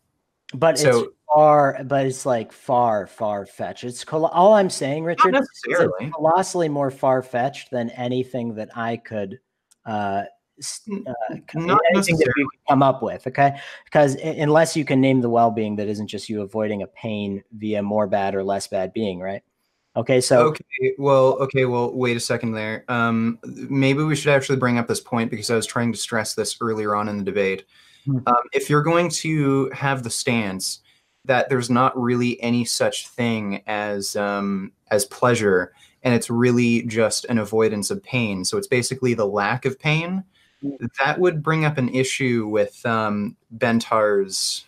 Yeah, I've we go ultimately made videos like called "Name the Well-Being" versus Benatar's asymmetry, where I've ultimately you know, I've asked, I think, the right questions that haven't been asked yet. So I don't think that, look, I agree that it's my opinion that it's better never to have been. Okay. But you could say that it's neutral never to have been. That's fine. And we still can go down this path of name the well-being. And if you don't name the well-being, that isn't just you avoiding a pain via more bad or less bad being, then you don't have anything that isn't just you avoiding like a state of deprivation or an addiction or, you know, et cetera, some sort of negative. It's just making it less negative or more negative. And what I find is that usually what people are talking about when they're talking about these woo-wooist concepts of AI and stuff, they're always talking just massive shit about something that, you know, is just going to be colossally more fucking bad. Okay, wait. So let's discuss this like pain avoidance thing you have. So basically, you're saying that. Well, it's what everybody has, unless you can name the well-being. Well, I understand. Well, I understand. So let's give an example. No, you've never named the well-being yet. I mean, you have to talk about like Okay. you could say it's like, you could say that it's meth or something, right? Like we could go from there, or you could say that it's whatever you want to say. I don't know if that's what you want to say. You could say that it's love. You could say that it's orgasms. You know, you could just name one of the things that people constitute under well-being, right? Like comfort or joy or happiness. One of these things. Is that you avoiding a pain via more bad or less bad being? And we No, can. I'd say it doesn't. No, like, look, I'd say every single positive emotion that you could possibly have, it's not necessarily an avoidance of pain and suffering. Not necessarily. Okay, well, then you have to name the well-being. That's all I'm Well, asking. no, I could say Yes, I could say it's literally every single well-being because we can just. and you'd have to say that the Holocaust and the infinite No, I wouldn't. Look, That's a totally different. No, I wouldn't. So, okay. To answer your question, name the well-being. I could say it's literally every single possible way you could experience well-being, because, like, again, these experiences of pleasure we have, we can just chemically induce it. So that's not necessarily an avoidance. It doesn't even have to be like, it doesn't even have to have a context. We could just inject a chemical to a certain part of your brain. It's an addiction to the chemical, Richard. It's an addiction. It would be a less bad, it would be you filling in a state of deprivation in order to achieve a state of not being deprived of that thing. Yes. Okay, even if we could agree on that, how would that mean you're not experiencing pleasure? So go ahead, what? Even if we could agree on that, how would that be you not experiencing pleasure? Even if we could agree on that, how would that not be you experiencing pleasure? Well, it's because you have to justify this thing. I'm asking the question of just naming the well-being, right? Like, can you rephrase that again? I'm sorry. Go ahead. Is my microphone okay? Yeah, it's fine. Go ahead. Okay. So basically what you're saying is pleasure is just the avoidance of pain. Mm-hmm. Even if we could agree on that, okay, pleasure is just the avoidance of pain. What would that matter if we could live in a world where we only experience pleasure and completely avoid pain? How is that? Because you'd have to say that everything that it took to get there was justified. Okay. Okay. And I do. That's insane. I mean, how is that insane? Okay, so if we could experience endless pleasure, like infinite pleasure versus finite suffering. Also, you're saying simultaneously that the infinite molesticos would be something you'd be willing to justify as well to get to this. Yes, Richard. No, I wouldn't. It's hypothetical. You'd have to accept. That's a hypothetical that could happen. That's a hypothetical that could happen, but so that's what a hypothetical is. Something that can happen. That's what a hypothetical is. Something that can happen. Right. It's something that can happen, but if that were to happen, then I'd say no. It's not something that I'd rather have non-existence than infinite suffering. We agree, Richard. Then we agree. We've sussed it out. All right. So we agree both that it is always a neutral to not come into existence from a state of purely negative. Okay. You agree with that? Okay, it's morally neutral to not come into existence if the alternative is infinite suffering. Is that what you're asking? Or is that what you're saying? Or okay, that is what you're saying? Yeah, basically. Yeah, I think so. Okay, then we do agree on that. Okay. Yeah. Okay, but I would say if the option is yeah, go ahead. okay, Yeah, then I think where we would disagree is, well, disagree potentially, just like answer it, like say if you disagree or agree. If the option is between infinite pleasure, no suffering, and non-existence, which is neutral, like I'd still say it's neutral. I'd say existing in a state of pure pleasure infinitely with no suffering would be the better option. So you're saying that the infinite molesticos would be justified by your infinite pleasure? Why do you keep injecting that? Well, because it's just what you'd have to. Can you say the thing again?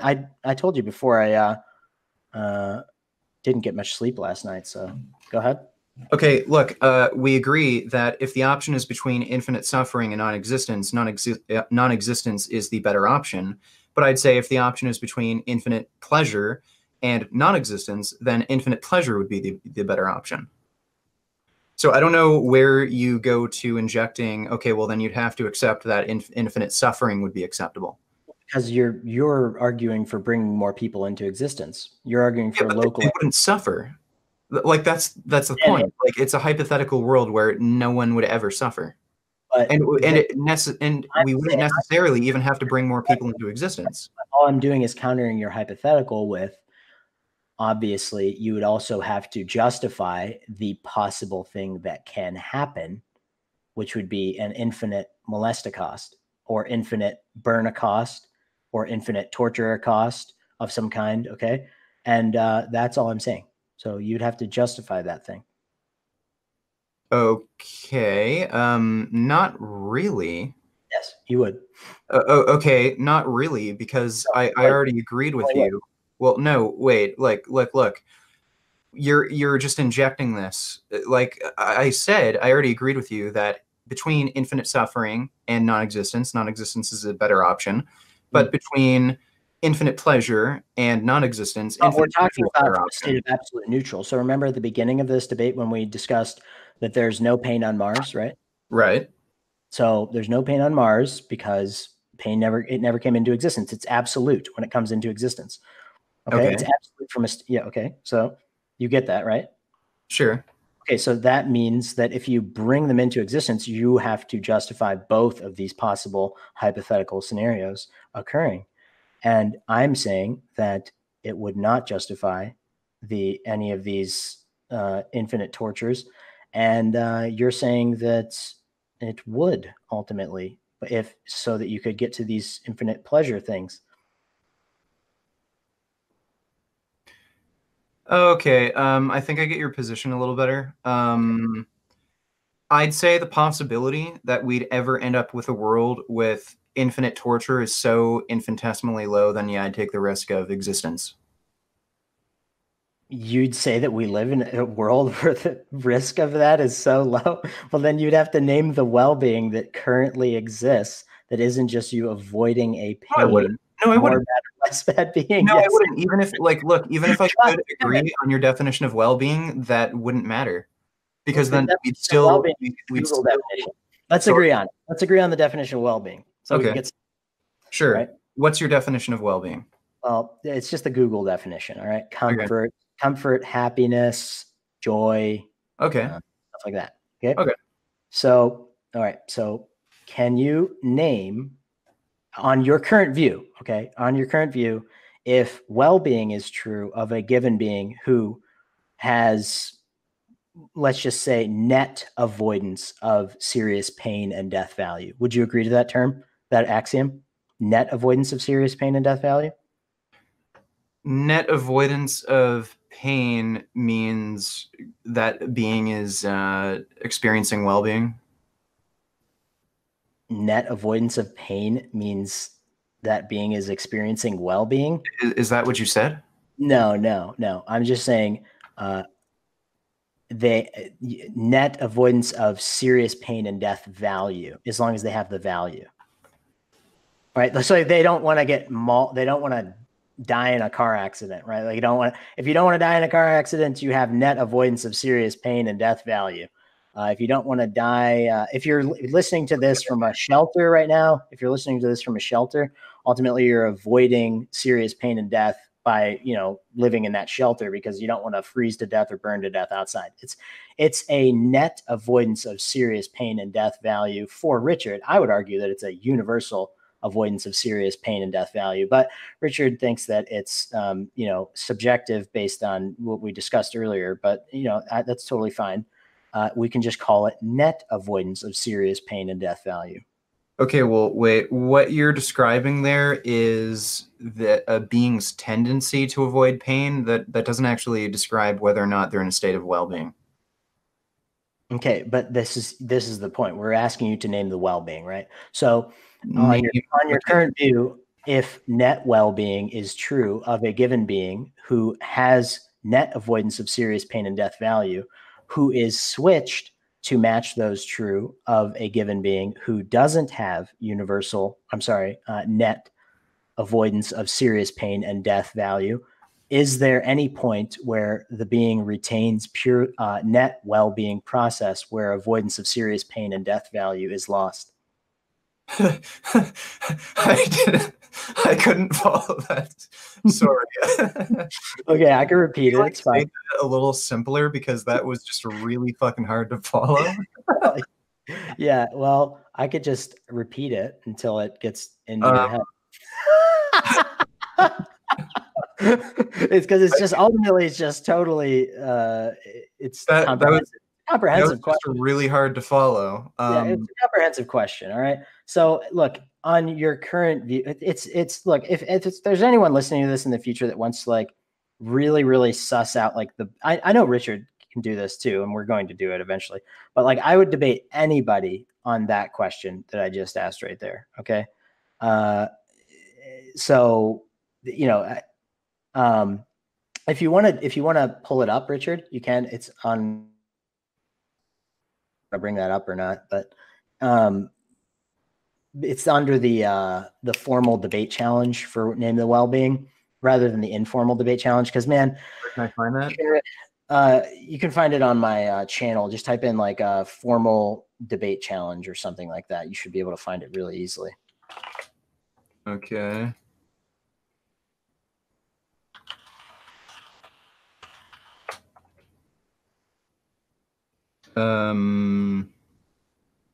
Okay, when I search formal debate challenge on your channel, I get vegan and skeptic community. Oh, that's it? Yeah, okay. That's it. Click on that. And then if you go down to the comments section, you'll be able to find where the question is asked. Okay, where? If you go down to the comment section, I put all the links to where the question is asked in the video. Oh, the question, 3 minutes, 10 seconds. Yeah, there you go. So just pause it on that. Sure. And okay, so wherever it says purely or universal in that sentence, just put net instead. Okay. I'll just screen share this right now just so everybody can see. Yeah, okay. Because like ultimately what Richard is arguing is that, we didn't agree on the base axiom earlier that everyone has universal avoidance of serious pain and death value. But if we just alter that, Richard, to net avoidance of serious pain and death value, it tears down what you're saying right now, right? Like if you answer, okay, so on your current view, if net well-being is true of a given being who has net avoidance of serious pain and death value, who is switched to match those true of a given being who doesn't have net avoidance of serious pain and death value, is there any point where the being retains purely well-being process where avoidance of serious pain and death value is lost? Right? And if you answer no, then you've contradicted yourself by holding a view that falls under net well-being while denying the given being has net avoidance of serious pain and death value. Okay. So if you answer yes, do you know which net well-beings define this point? Okay, wait. I just have to go over this. It's the way it's phrased is just confusing to me. Okay. This is formal logic, so it's like yeah. Okay. Okay. Let's see. I don't have any formal training in this, but I taught myself how to do it on here. So, and you guys helped me out with that a little bit without knowing. So kudos to you. So I'm switching purely with net, right? Mm-hmm. Okay. If net well-being is true, universal with net as well. Sorry? And also universal with net as well. Okay, if universal well-being or if net well-being, sorry? Universal to net and purely to net. That's the only things you got to change about it in order for it to be coherent for what you want. Okay. So if net well-being is true of a given being who has net avoidance of serious pain and death value? Yes. Is that how you read it? Okay. Who is switched to match those true of a given being who doesn't have net avoidance of serious pain and death value. Is there any point where the being retains purely... No. Net. Sorry, net. Yeah. Is there any point where the being retains net well-being process where avoidance of serious pain and death value is left? So what's confusing me is pain and death value. What do you mean by value? Well, Richard, we agreed at the beginning of this that you had the base axiom that, causing pain is bad and preventing pain is good. Okay. So that would be you acknowledging that there's value right there. So we don't even have to have this debate on the meta ethics thing at all. Okay, I'm still not totally understanding the phrasing of the question. Like, I apologize, but that's fine. I can try to explain it to you. Ask more questions about it. Yeah. Okay. So, if net well-being is true of a given being who has net avoidance of serious pain and death value, I just don't really understand that sentence. Like, who has universal avoidance of, who has net avoidance of pain and death value? Like, what does that mean? Okay, net avoidance of serious pain and death value would mean like you're living in a shelter right now. Everyone that's listening to this is talking to me this from a shelter, almost assuredly, okay? Or you have a shelter where you reside. That's you avoiding serious pain outside. So you're mostly going to be in a shelter in like the winter time in Toronto, right, Richard? Yeah. So, you'd be avoiding freezing to death outside, serious pain and death. So, I would argue that there is, net avoidance of serious pain and death value for every human being that's on the earth. Okay, so basically when you say this, you're talking about a person who has the value of avoiding pain and suffering. Well, you already agreed to the value. Yeah, we do. But that's what you're saying in the sentence. Yes, but you already agreed to that, so we don't have to go down that path.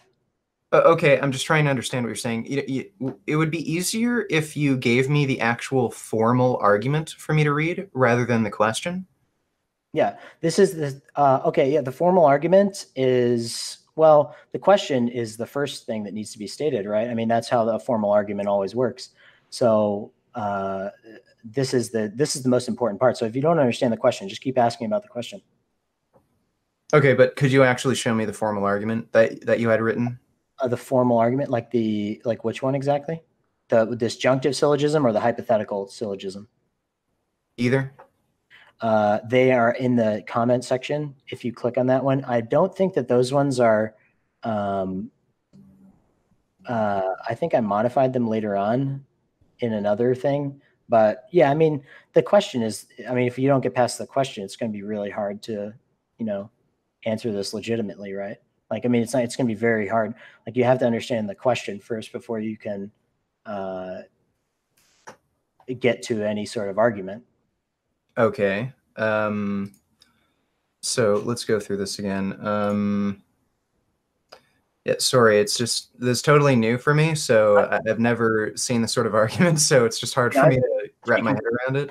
it's totally fine, man. A couple months ago, I was totally new to this shit too, and it sucked a lot. And those assholes forced me to do it. Right. Okay. If net well-being is true of a given being who has the value, so let me try to rephrase this in a way that makes sense to me, and like just tell me if I'm like misinterpreting it. Mm-hmm. If net well-being is true of a given being who has avoidance of serious, Net avoidance. sorry, who has the value of net avoidance of serious pain and death. No, it would be who has net avoidance of serious pain and death value. Okay, just the way, so again, what does the value part of that mean? Well, it's you They agreed to they, the they base axiom. hold the value principle? The base axiom was causing pain is bad and Right. preventing pain is good. Okay. And if you hold that base axiom, then so there's no reason to ask anything about the value part of the equation. You already have it. So. Well, wait. I'm just so I'm just wondering why you put value in there. Value because I asked you initially. This is you can only have this argument if people agree to the base axiom: causing pain is bad Okay. and preventing pain is good, right? Like, I mean, if they are just like a total colossal hypocrite, I mean, we can highlight that as well. But that would be this would be necessary to be able to do that. Okay, you know what I'm saying? So, like, you on your current view, if net well-being is true of a given being who has net avoidance of serious pain and death value, who is switched to match those true of a given being who doesn't have net avoidance of serious pain and death value, is there any point where the being retains net well-being process where ultimately it would have to say net avoidance of serious pain and death value is lost? Question mark. And then if you answer no, you've contradicted yourself by holding a view that falls in net well-being while denying that the given being has net avoidance of serious pain and death value. And if you answer yes, do you know which net well-beings defines this point? And then we could go down to All right. the net well-being, despite its absurd hypocrisy type thing. And then we would get to that hypothetical eventually. Okay.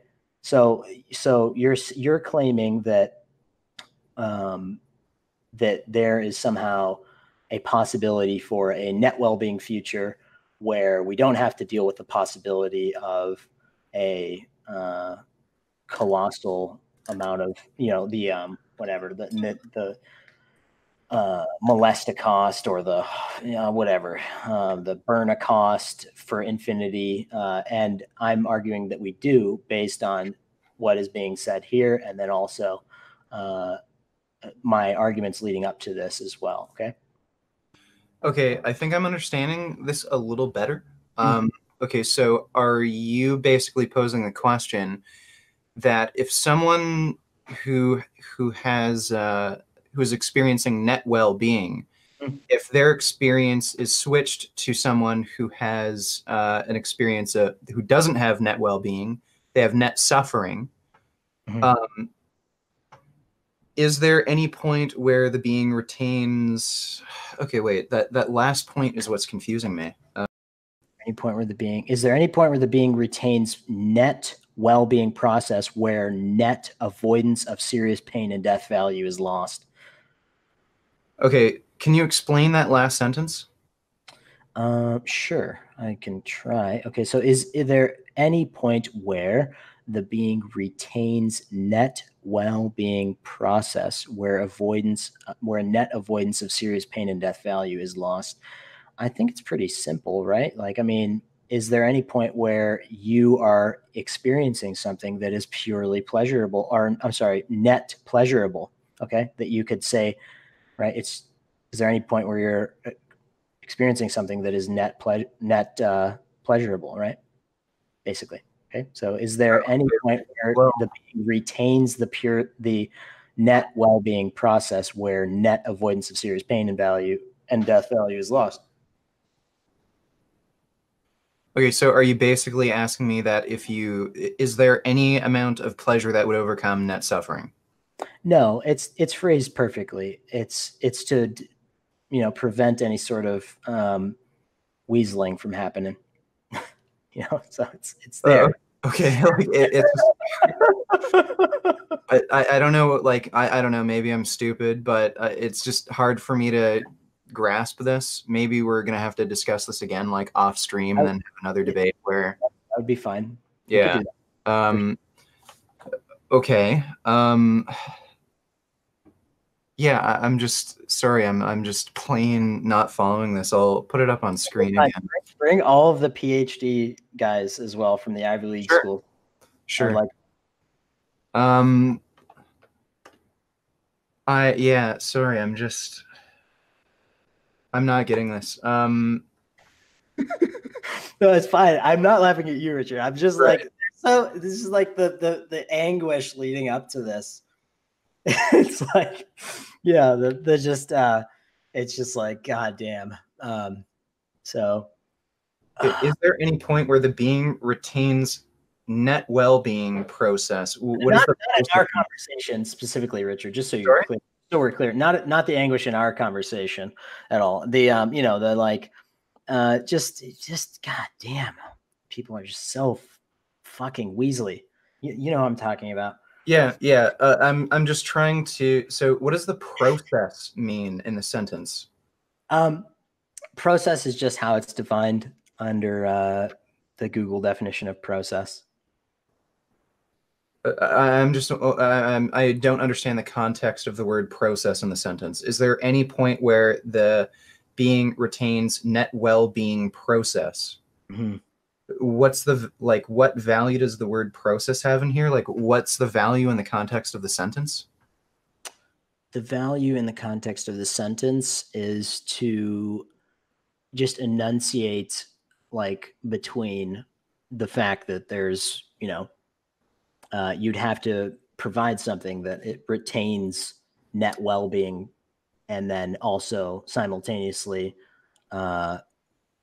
avoids serious pain and death value in a net way, net avoidance of serious pain and death value.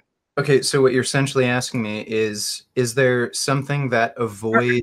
It's the perfect word. Process, I think, is a good word for this. I mean, it connects it really well. Okay, so are you trying to ask me, is there some sort of well-being that would negate suffering? Like, is that basically what you're trying to get across? Sorry, I just don't understand this. No, it's just, is there any point where the being retains net well-being process where net avoidance of serious pain and death value is lost? Like we gave the example of, do you want me to enunciate more on or focus more on net avoidance of serious pain and death value or the net well-being thing? Either. Yeah, start with either.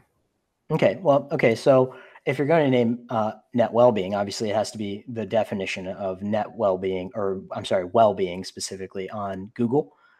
That would be nice. Like if you could just look at that and see that it says comfort, joy, happiness, those things. Sure. So you'd have to compare those things to or not compare, but just have to highlight, is there any point where the being retains net well-being process where avoidance of serious pain and death value is lost, right? So the serious pain and death value that you would net avoid would be, an example would be your home right now where you are. You're avoiding, Richard, you're avoiding the freezing weather outside, right? You're avoiding dying in the freezing weather outside. Okay. So yeah, I mean, I would argue that that's a net avoidance of serious pain and death value that we all share as humans. And and also the animals simultaneously share in various different ways, right? They make a shelter from the weather because the weather is a motherfucker. Oh, okay, right. I Yeah. think I'm understanding a bit more. So are you saying, is there a type of well-being that you can experience where you don't lose a type of suffering in the same process? So like your Oh, shelter example. no. It's no. That would be avoiding the issue fallacy. No, it's well, not saying you're doing that or anything. It's that would be avoiding the issue. So, is there any point where the being retains net well-being process where avoidance of serious pain and death value is lost? I'm still just not understanding the phrasing of that question. Could you just rephrase it in a different way that's maybe more simpler? Um, I'm just not like it's just not coming through to me. Is okay. there any other way to phrase that where the meaning of the question is still maintained, where maybe it's just a little easier to wrap my head around? No, it's perfectly phrased. Okay. Like Well, not to be a narcissist here. yeah, No, yeah, definitely um, not. Definitely I'm not. It's just like, look, I'm just asking a good question here, and I think that it's well put, and it doesn't have to be altered. I think that people can understand what it means, and if they can't, they're just being biased natalist, you know, or biased. I'm honestly doing my best to try to understand the question you're asking, and it's I'm just not getting it. I saw Isaac in the chat Yeah. just now. He was offering to actually explain why your argument is invalid. Oh well, what Would does you he? actually be okay with him coming on? Because I feel like we've hit like a huge roadblock here. No. No? Okay. Like I guess you can set up another debate with him or something. Yeah, we can do that. If he Okay. agrees on the axiom that causing pain is bad and preventing pain is good, then Okay. that's the only way I'd do it. Okay. Okay.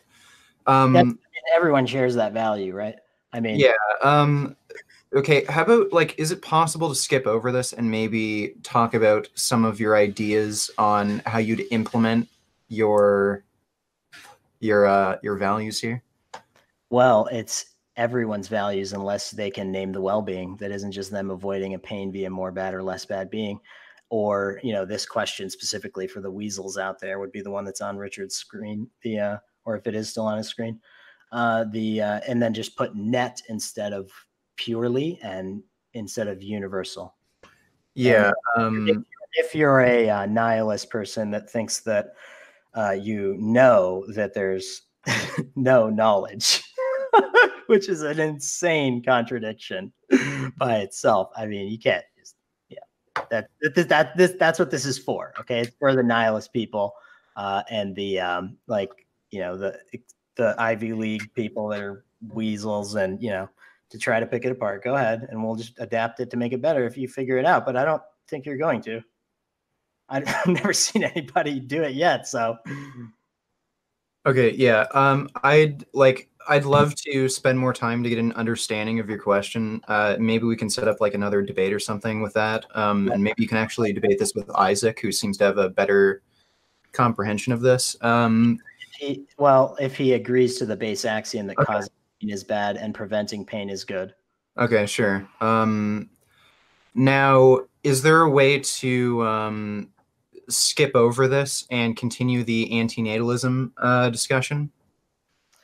Well, I think we pretty much.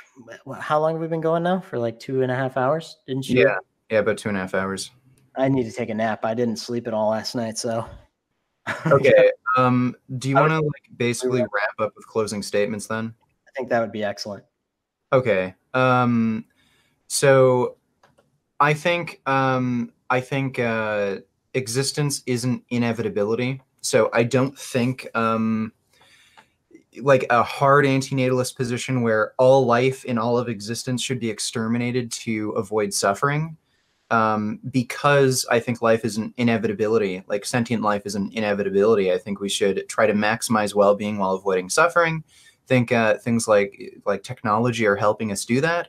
I think at least for humans, the amount of suffering we're experiencing is declining, and the overall well-being we're experiencing is increasing.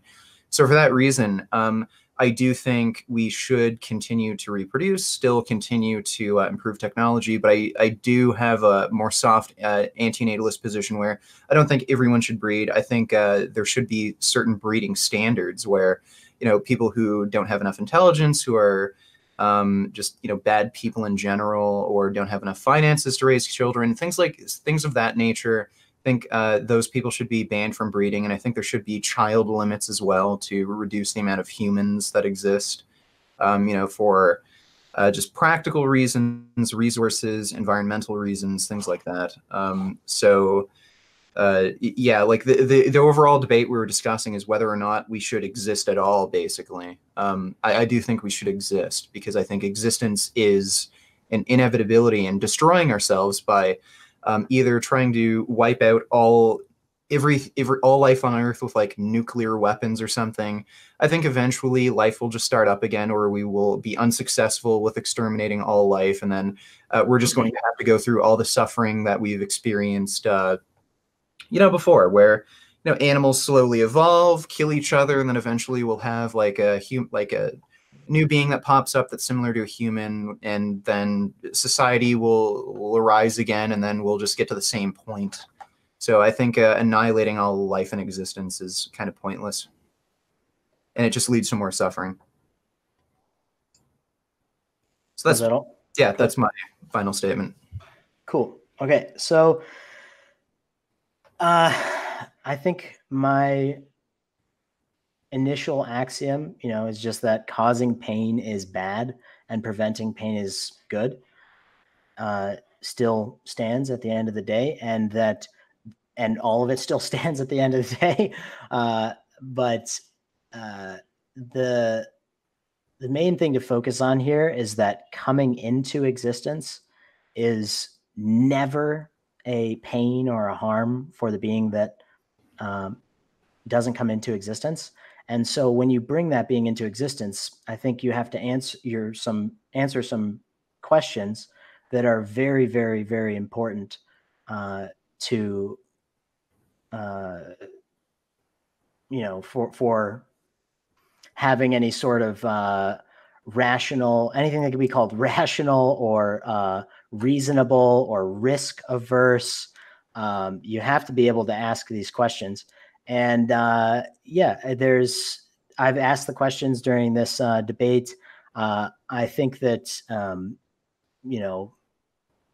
look, the title of the debate isn't what I wanted it to be, but I can switch it if it ends up getting demonetized, whatever. I understand. Like I explained. I understand. I understand why you didn't want to do that. But it really sucks that we can't have like just debates and discussions without biases. Don't biases suck?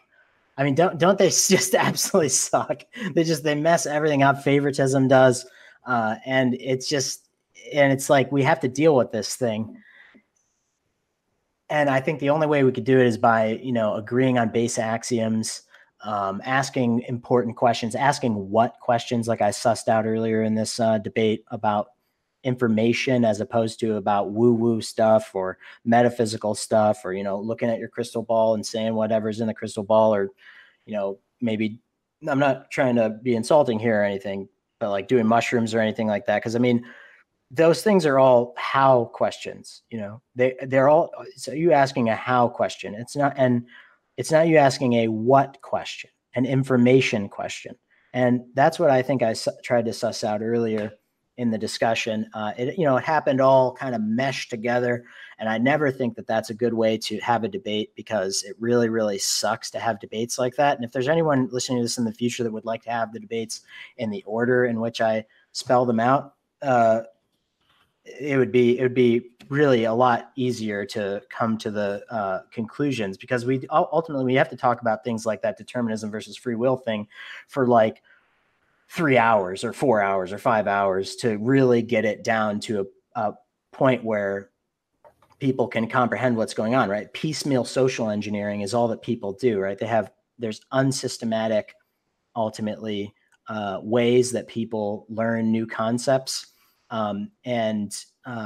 If we seek to ask a what question more, we can get to the bottom of that and then ask better questions that are much, much more relevant to making the world a less bad place, a more preventive of pain place.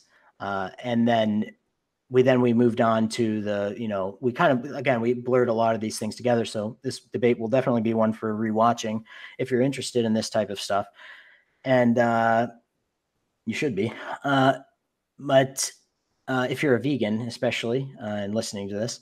So, yeah, Richard didn't want to name the well-being that wasn't just him avoiding a pain via more bad or less bad being, which is totally fine. I understand it wasn't worded perfectly for all the weaseling and stuff.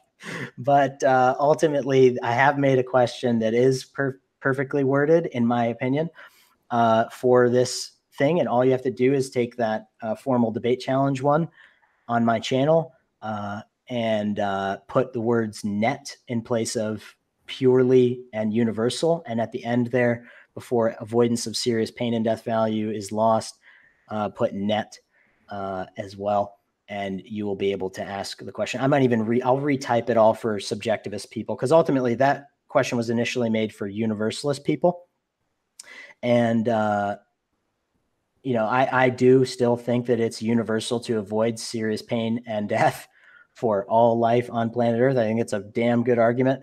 But you can argue that it's subjective, that and you're still going to have to get to the reductio that of infinite holocaust of human beings in torture chambers via horrors that are totally unimaginable, and whatever utopia that you would want to come to the conclusion of, which I just don't think even remotely can compare. No utopia, no rational person is going to say that the worst outweighs that the worst justifies the most amusing things that can happen. So what that would lead us to is something we'll discuss later on. But yeah. So okay, and I left a link to Superhumandance's channel in the description. So if any of you are interested in watching his channel, then just click the link in the description. And yeah, maybe just make a follow-up video too. Yeah. If anybody's interested in this exact topic, and then maybe we can just continue the debate later on. Yeah, that'd be fun. All right, cool. I think I'm gonna let Isaac on for post-debate chat. You can back out because you weren't really interested in talking to Isaac right now anyway. So it's not going to be in one all thing. You guys are going to come on here. He's going to talk massive shit. Yeah, I guess. Yeah. Why does he want to talk shit after what I'm talking about? Well, he's not going to talk shit. He's going to try to explain why your arguments were invalid. Well, if I'm not here, he's going to be talking shit just like he has been for the last 3 years. Okay, well, I don't mean to the problem right now. Sorry, I don't mean to push anybody's buttons here. Yeah, but I mean, come on, you got to admit. I mean, it's been 3 years. He's been weaseling like this, and he even put me in a video where of a BuzzFeed video where everyone in the comment section thought that I wasn't a vegan. They thought that I was he took it all out of context and put it at the end of a video just to slander me and try to embarrass me because he's such a dickwad. And then he took it down afterwards because he was so humiliated at himself. Ooh.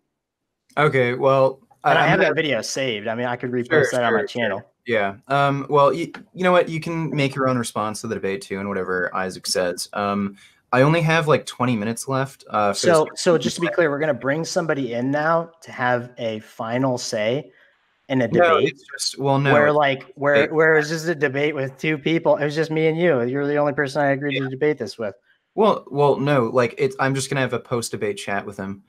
Usually I have these like after the debate in a separate video, but So I'm not going to be able to defend myself, and you want me to. That's how he likes it. That's how Isaac likes it. Well, when you can't defend yourself. Well, Isaac no, likes it when you can't defend yourself. Isaac loves come on during the debate, and you said no. I would have thrown him on. Well, do you want to stay around and then hash this out of it? The only problem is we only have 20 minutes. I mean, I could repeat, does he accept the axiom for 5 hours if you want. I could do it for 10 hours. Would you like to do that? Wait, well, I could do it for, actually, I could do it until I die. Would you like that? Okay, I could do it until I get crucified on a cross. Okay, or well, something. here's what I could do. Here's what I could do. I have an online coaching client that I have to talk to in 20 minutes. What I could do, if you want to continue this debate, I could have Isaac come on and you can debate him. I could back out for a little bit and just talk to my online coaching client on like the other piece. Hopefully people are seeing what's happening. I mean, okay, well, are you interested in that or not? In Isaac coming in and talking massive shit about me after I leave? Well, no, right now. Like, you can stay. You can debate him right now about these topics. Hash it out. Yeah, I mean, like I said, I could just repeat. Do you accept the axiom? Okay, sure. I mean, that's retarded, though. I mean, like, why would I even do that? Why would I do a debate when he's just going to be slandering me the whole time? And like, he's not going to slander you. He's like, he no, just he is. wanted... Why doesn't he just do it in a video and then upload it on his channel? Okay, well, just do it in a video and upload it on his channel. Just leave this video alone. Leave this upload alone. Then why not? Okay, well, because you want to slander. He wants to talk shit. He wants to talk massive shit. And I don't think that's what he wants. No, it is. It's all he wants. It's all he wants to do is talk massive fucking shit. He doesn't want to address anything because he's a fucking biased, favoritist. And I don't hate him or anything. I'm just saying that, like, look, it's just that's okay. Isaac is typing in the chat. He says all he wants to do is show that your argument is invalid. So if he goes off topic, like he starts slandering you, you can point him out. Oh no, that'd be great if you could point that out. But like, what I would like is if he just did it in a separate video after this debate. Like, why would he come on here? I didn't agree to that at all. Like, he could just make a video. Like, why haven't you guys just made videos addressing any of the topics that I've raised over the last 3 years? And you've ultimately found out about most of these topics through me and acknowledged that on your channels to some extent, at least. But then it became like, you never mentioned my name or anything. And you just sort of were, he was talking mad shit for like 3 years. That's crazy. I mean, he's got to own up to it at some point. Okay, well, Isaac is saying that all he's going to do is explain why your argument is invalid, and he said it would only take like 30 seconds. Do you want to stay on so you can actually refute his point? No, I don't want to discuss anything with him unless we set up a debate, with the axiom that we just agreed on already. Well, how about this? I'll just invite him on. This is so fucking rude. I mean, does anyone see how fucking rude this is? I don't see how this is rude. It's really fucking rude. So it's unbelievably rude. No, I've never done this to anybody else before, and you wouldn't do this to anybody that you ultimately had any respect for, even remotely. No, I have. I had a debate with what's his name? No Bullshit, and then I had Destiny come on after for like a quick post-debate chat. Yeah, but that's on a myopic topic. That's that's not a freaking complicated topic that is like worthy of your time. Look, if you guys want me to summarize it with one fucking simple sentence, okay? If a person is brought into existence, right, who is a non-vegan in the future for you, that person's veganism is your veganism would be completely nullified. So this makes it a complete, and then that can happen 1, 10 times, 2,000 times, 1,000,000 times. So look, if you make people, and you don't even, most of you can't even name who your grandfather was or who your grandfather's grandfather was, let alone who your 10 down the line future progeny is going to be. So veganism is a fucking clown shoes topic compared to this shit. You know what I mean? Every single upload you guys make on this subject where you're avoiding my subject, the subject that I'm discussing, and ultimately a lot of other people are discussing as well, it's going to be, well, I don't see what difference it makes if I bring Isaac on just to finish off the stream. Well, what the difference that it would make is it would be incredibly rude, because I've had this discussion already, And, you know, every single time that you guys make a video that you're not ultimately discussing this topic and you claim to care about ethics or, I mean, not just ethics, just logical consistency in general, you know, you're humiliating yourselves. Okay. Just because of that thing that I just said. Okay. So if I were to just. And I do. All right. I respect the pain and anguish that you guys have gone through in your debates and everything. And, you know, whatever time it's taken and everything like that, you know, you guys are, you know, you're rational, reasonable people. It's just that you're ultimately extremely, extremely weaselly as well. So, I mean, if you would just make a response to what I'm actually saying in a response video, that'd be great. I'm just saying, what difference would it make if I just brought Isaac on at the tail end of the stream? The difference it would make would be it's incredibly rude to do that at the end of a thing, to agree to something and then do that. I don't understand why it would matter if I just created a separate stream where we. If you created a separate stream, that'd be great. Okay, well, what difference would that make if it's because it's one video and like people only watch one video, they look at the title of the video and they try to you know, get all their little emotions get swirling around and they see the title of the video and that makes them, you know, biased initially, and then they can't freaking do any of the rational inquiry after that. I'll just change the title of the stream to that would be great. Natalism debate plus post debate chat. Is that okay? Post debate chat would be great. Yeah. Okay, sure. That'd be fine. Okay, so you're good with that? Do you want to stay on for Isaac's? No. Okay. All right, cool. I would love to make a video though responding to it and post it on my channel. Okay, sure. So I'll just include that. I'll just change the title: Anti-Natalism Debate plus Post-Debate Chat. Is that okay with you? Yes, that's perfectly fine. All right, cool. So you can back her, and I'll just get Isaac on. Wait, what? Hold on. You're gonna end this live stream, right? No, I was gonna just keep doing the live stream, and in one under this title of the video right now. Well, yeah, I was going to do anti-natalism. I was going to change the title of the stream to anti-natalism debate plus post-debate chat. So this isn't going to get uploaded to your channel? No, it will. Richard, he's clearly wasting your time. Yeah, just do what you want to do. Okay. Well, I'll just change it to do what you want to do, Richard. Plus post-debate chat. All right, just so things are clear. Why would it be? So you'll put anti-natalism in the title? Yeah. Okay, anti-natalism debate plus post-debate chat with Isaac. Is that okay? I don't see what difference it would really make if I just did a separate stream. Well, you guys forced me to do like a debate before, and it was really rude as well. You know, with the Avi guy. I mean, I didn't want to do that like right off the bat. You know, I don't think anybody forced you to do that. You're the one who turned on your webcam. Yeah, but you guys, I mean, I had to make the arguments, right? I had to make like the arguments. Before we started, we told him yesterday. Okay, I'm gonna invite Isaac on just for a quick post-debate chat. And if you want to respond to anything that Isaac said in a future video or in a future debate, you can either set up a debate with Isaac or set up another debate with me. That's what I'm just asking, to make it a different title. Like we agreed on this title, maybe put anti-natalism in the title too, and then just make a different live stream completely. Right. And then do that with Isaac, maybe. That'd be the best decision, right? That'd be the least rude thing to do. I honestly don't see how that would be rude. It makes no difference. It could be incredibly rude. People will click on this video and they'll only hear the shit talking that Isaac spewed after I left. Just like he did in the, you know. It doesn't matter. Okay, well they'd hear that on a different stream anyway. And it's right at the very tail end of the debate anyway, so I don't see how it's a problem. Anyway, I'd be happy to have another debate with you and maybe set up a debate with Isaac or whatever. But I'm going to invite Isaac on right now. I'll change the title of the stream after the stream is done. He'll be on for 30 seconds. Apparently, it'll just take him a few seconds to do I'll count to 30. All right. So I just sent Isaac the link. If you want to back out because you have with Isaac. It's really stupid. I don't want to do that at all. He's so weaselly. It'll be so dumb. He'll stay for way longer than 30 seconds. Okay. Well, I'll count to 30 seconds in front of him though, if you'd like, since he's claimed that's his base axiom of 30 seconds. Let's go. I already sent Isaac the link. Okay. Yeah, and then he's gonna interrupt Isaac. If he's gonna be disruptive. Who have I interrupted? Good. Yeah. I said I was gonna count to 30 seconds though.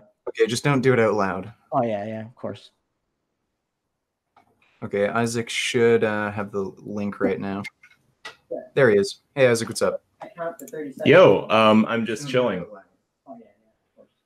Okay, so you wanted to explain why Greg's argument was invalid? Yeah, I do. How do I screen share? Here, screen share. My entire screen, sure, share. So you wanted to explain 1 second. Hey, Google, turn the TV off. It's playing the last few minutes. All right. Totally chill. So is it sharing my screen now? No, it's not. Application window, Google Hangout. I mean, so it's in the top left corner. It's the green button with the arrow that says screen share on the Hangout. Okay. Yeah. Well, hopefully it's now sharing. Can you guys see my screen? No. Really? No. So I'll. It says It says that I'm screen sharing. Like I have the green "You are screen sharing" thing displaying right now. Really? Okay, we can't see it. Like, I'll try to screen share my screen. I think it's here. Screen. Well, that's fine. You know what? Why don't we do it like this? It's the top right corner. This looks really trippy, but it's All right. the. I'm gonna dip out, guys. That was 30 seconds. So. All right. Well, I mean, 30 seconds from the point that I actually start explaining. Obviously, yeah. I mean, obviously, like trying to just explain trying to get to a point where I can talk doesn't obviously count. I agree to this debate. Here, Richard, I'll just send you. Weasel, well, like that's so weasel. Here, I'll just send you a picture. 1 second, and then we can just open the picture, and then I'll just explain in 30 seconds why the argument's invalid. Okay, here's a picture. Are you able to open that? That's on Facebook. All right. I am able to, and I'll screen share. Okay, so have you got that on the screen? Everybody can see it. Does anybody want to start a stopwatch? I'll count to 1,001, 1,002, 1,003, 1,004. Okay, but don't do it out loud. You can do it in your head. Okay, so start. Look, every time you use the word P, Q, and R, the propositional variables P, Q, and R, you equivocate. You use two different sentences represented by P, two by Q, two by R. That's equivocation on all three. If you replace the equivocated proposition with a new variable, you just get the invalid form. P implies Q, T implies R, therefore S implies U, which comes out invalid. Okay, I'll overview that later on. Okay. Sounds good. Okay. On the screen right now? Yeah. This is the whole argument? Yeah. Do you want me to explain it to you in more detail? I mean, that was like a speed run. No. If it's on the screen, I'll just do a...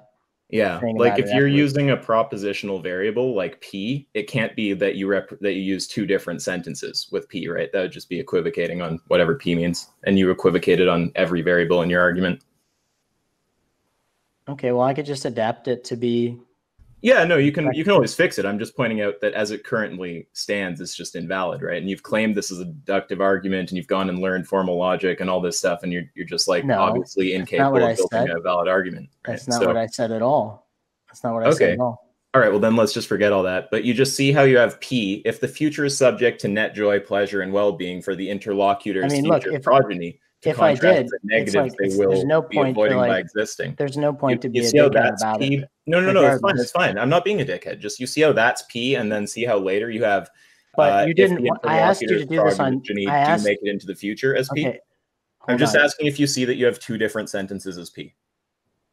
Okay. You think? Look, see where you say P. There's a P and there's a bracket. Yeah, just relax for a second. Wait, I'm just asking yes or no. Do you see that those are different sentences? Well, this isn't a debate, dude. I didn't agree to a debate. Can you just answer though? Just after P, you see where it says. Wait, dude, come on, be honest. Look, I'm just showing you why it's wrong in front of everybody. Don't be a dishonest guy. Look, it just says. Look, you see where it says P and it says P. Isaac, I didn't agree to any debate with you. You're an absolute asshole and a weak. That's why you deleted all your videos. It had nothing to do with anything other than being a piece of shit. Is it the same sentence? So focus for 1 second, okay? Is it the same sentence? Let's just focus for the same sentence? Is it the same sentence? You agree on the base axiom that is it the same sentence? Is it the same bad sentence? To cause pain? Is it the same sentence? And that it's good to prevent pain? The same sentence. It's good to prevent pain, isn't it, Isaac? Is it the same sentence? Is it good to prevent pain, Isaac? Sentence. Is it good to prevent pain? Here, we'll do this for. Let's see who can do it for longer. Okay, look, I think Why don't I ask Richard? Isaac? Why don't I ask Richard then? Isaac, hey do you Richard, think it's good to prevent Richard, pain? can you see how after he says P with a bracket, how the first P says if the future is subject, blah blah blah. The second says therefore if the interlocutor's progeny do make it into the future. You see how those are different sentences, and you see how it's the same with Q. They're different sentences, and you see how it's the same with R. They're different sentences. Yep. Yeah, so that's the fallacy of equivocation, right? So you can't, in propositional logic, take a variable and represent two different sentences with it. So if we actually represent each individual sentence with its own propositional variable, then we're going to get a different form, right? So if I take the second P and I say, okay, instead we'll represent that with a T, right? Instead, right? P, right? So, sorry, or an S. No, look, like no one understands what the fuck you're saying, and if they are claiming that they do, they don't. Because it doesn't make sense. Can you mute this guy so he can't just overtalk me? No, well, like I already know what to say. Look, dude, if you're not okay, so then why don't you answer the question? Is it the same sentence? Well, we could just adapt it to be different, and it would still make perfect sense. That's fine, right? If you say I'm going to fix it and make it work, that's a different thing. But I'm just asking you right now, looking at it, is it the same sentence? Well, I asked you if you would like to do this about 6 months ago, right? So you're dodging. You just won't answer. Or not even 6 months ago. It was like a couple months ago. And you just said flat out that you didn't want to. So you just said flat out that you didn't want to, right? You know that that is not the same sentence. You know that you can't represent that with the same propositional variable because I've just told you. It would just be an equivocation, okay? You see how you've used P to represent two different sentences, you've used Q to represent two different sentences, and you've used R to represent two different sentences, okay? You can't do that. That's not simplified down, and I was actually clarified that in that video. So would you just acknowledge I clarified that was not a simplified down version of it. Are they the same sentence? I actually clarified that was not a simplified down version of it. Are they the same sentence? Are they the same sentence? This isn't a debate. I don't really need to say anything more. I think it's been pretty obviously shown that the argument's invalid and that he doesn't know what he's talking about. So I'll just recap both usage. Isaac, what the fuck are you talking about, dude? You are an absolutely slanderous freaking weasel. Both uses of the propositional variable that is total bullshit. Represent different sentences. Both uses of the propositional variable R represent different sentences. Okay. So if you look at the two instances of P and you go, oh, they're not the same, and you represent them with a separate variable, right? So P, Q, R, S. We're going to use S for that second P because you can't represent two different sentences with P, all right?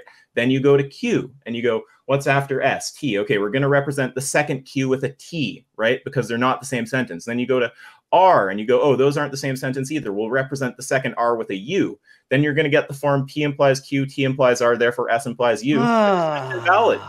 It's just if you draw up the truth table for that, there will be rows where all of the premises are true and the conclusion is false. So I'll just ask one more time, and then when you dodge, I think I'll be done. You muted me. You muted me. Isaac. I didn't interrupt anybody. I just want to know if it's the same sentence. That's all I'm asking. I can't even, I'm not even paying attention to what you're saying because I didn't even agree to any of this. Right. So okay, well so Isaac, do you think that it's okay to impose things that on people, man? Like, why do you think that's okay? Wait, just quiet. I think Isaac made his point. If you want to bring this up in a future video, like that's fine, or in a future debate. You could either have another debate with me, another debate with Isaac. We can set that up in the future. Well, wait, I need to say one thing there. The only thing I'm willing to debate Superhumandance on is realism because he's been ducking me on that topic for a very long time. That's not a look. But, I'll let you guys be, but thanks for having me. If you made one, go ahead. All right. Later, Isaac. Okay. Look, well, thanks for coming on. Thanks for having me on. But look, ultimately, you got to understand how fucking rude that was. No, I don't. I literally don't understand why that was rude. But if you like, you can go back, watch the video, make your own response to Isaac's point. And yeah, maybe in the future we can have another debate. We can discuss some of these topics in private too. Because I still didn't fully understand the one question you were asking. So I got you. Yeah. Yeah. Sure. Yeah. I don't look, if he has a valid criticism, he should just make a video about it and, bring up the subjects and sure. I would happily respond. Sure. And like, I mean, the video will be up here. I could even like go back and leave a timestamp. So if you wanted to respond That'd be to awesome. yeah, sure. Yeah. So I'll do that after the debate's uploaded. I'll leave a timestamp for you. Then you can actually respond to that point. And maybe if you did make an error there in your syllogism, you could actually correct it, make it a bit stronger. Yeah, so that's what I would want to do. And then maybe from there we can have another debate.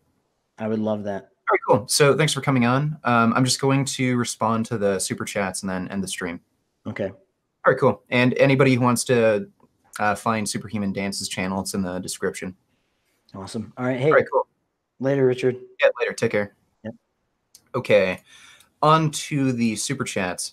Mr. Lotz donated $2. He asks, hope he does not rage and scream like last time with the Avi debate. Yeah, the Avi debate was pretty hilarious. You know, things can get emotional, but he kept his cool. He didn't yell and scream or whatever. But thanks for the donation, Mr. 20 Lots. Sodomite donated $2. He says notifications pop up 50 minutes after start. Yeah, I don't know why YouTube is really slow with the notifications. That's been happening with every single live stream. Usually it takes 15 to 30 minutes for everyone to get the notifications, so it's pretty weird. But thanks for the donation, Sodomite. Kevin Mann donated $10. He said, Roston C. PhD wants to debate you on vegan diets being ideal for health. He said in a private Facebook group yesterday. Well, if he wants to have a debate, then he should just send an email to my business email, businessvegangains@gmail.com, or just message me on Twitter. Whenever I try to Google him, I can't really find him, so I'm assuming he's not a big name. But I'd be willing to debate him on that topic. He just needs to send me either an email through my business email or just message me on Twitter. So, but thanks for the donation, Kevin. Really appreciate it. Adam Eve donated $2. He says, ask him if slaughter is avoidance of pain. That's actually an interesting question. Maybe I'll ask him about that later on. But thanks for the donation, Adam. Really appreciate it. Yeah, because death, like, you know, seeking death could be avoidance of pain and suffering. So, like, that could possibly be a contradiction there. Lucio donated €5. He said, vegan gains of sentient beings will be born anyways. Isn't any factory chicken saved going to be born and not be saved later on? Why are you vegan then? Okay, so I think what you're basically asking me is, if I believe existence is an inevitability, then why would I not be against like factory farming animals, because they're going to exist anyway, either way. So the context of the debate was whether or not it's like good to exist at all. So Superhumandance's position is that we should actually eliminate all life in existence. He basically wants to nuke the earth, so to speak, or use some sort of technology that would kill all life on Earth. My point was existence is an inevitability, like sentient life is going to arise in some form somewhere. So if we just kill all sentient life on the planet, that would just result in abiogenesis eventually happening, then multicellular organisms will arise, the evolutionary process will begin, and then we'll get to sentient beings that can feel pain, suffering, like the animals we already have on our planet. And then eventually we'll get to like really intelligent life like humans. And then basically the whole process will start over again. And you're just going to essentially redo all of the suffering that has already existed before. So my position is it's better to just keep progressing life, keep progressing human civilization, and keep progressing technology to the point where we can reduce suffering or even maybe eliminate suffering entirely and just live in a like perfect quote unquote peaceful world, rather than just trying to eliminate life, which is just completely futile. I think sentience will eventually arise again, and then you'll just end up creating more suffering. So that was the point I was making. If you take it in context with the whole debate, I think I was making a fair point there. So no, I don't think it's right to breed factory farm chickens. I think you kind of misunderstood the point I was making, but hopefully that clears things up. But thanks for the donation, Lucio. Natalie Greco donated 20 SEK. She says, name the thought, Richard, and she spelt thought T-H-O-T, as in that hoe over there. I couldn't name the thought, but I don't, like, again, I don't really see how determinism really plays a role in this debate. I don't think he really fully explained that well. Maybe we could flesh out that point in a future debate, but I really don't see how determinism versus free will has any real role to play here. But thanks for the donation, Natalie. Jabo donated 50 sec. He asks, someone banned my good friend Poondog for no reason. Can you unban him? I don't know why he was banned. I'll take a look and ask Jasmine. She's one of the mods, and she likely banned him, but I do have a few other mods. I'll take a look at it. But thanks for the donation, Jabo. Casperch donated 20 sec. He says, kick him out already. Well, yeah, like, I'd rather not burn bridges with people. He got pretty offended, and, you know, like, I'd rather not, like, you know, piss people off who, you know, are otherwise friends. They're vegan, so. But, yeah, I think overall the debate went well. But thanks for the donation, Casperch. Con Wills donated £2. He says he hates bias but won't speak to Ask Yourself. I mean, he has something personal against Ask Yourself. I don't know what the history is there. He was claiming that Ask Yourself slandered him or something. I really have no idea of what happened, but he does seem to get kind of emotional and offended about things. Like, he did start yelling and screaming when he debated Avi, so I don't know what happened there. But thanks for the donation, Con Wills. Sodomite donated $5. He says, isn't wanting something to be nothing a direct contradiction of the position? I think I'm just a net idiot. Wait, what was this debate about? Yeah, so some of the terminology he used with, like, something, like, you can get something from nothing, or no, so you can have something and nothing at the same time. I didn't fully understand all of his arguments. I think I should go back and watch through some of his videos if he kind of explains these points a bit better. But yeah, I wasn't following some of it, and especially towards the end where he brought up that question. I just really didn't get it. But thanks for the donation, Sodomite. The Knowing Guy donated $2. He asks, can you sum up SHD's argument? Basically, like, if I had to really simplify it down, basically he's saying that there non-existence is better than existence, because non-existence is a morally neutral position where there's absolutely no suffering, whereas with existence you will inevitably get suffering. So he basically says it's better to have a morally neutral position than to have something that could potentially generate a lot of suffering.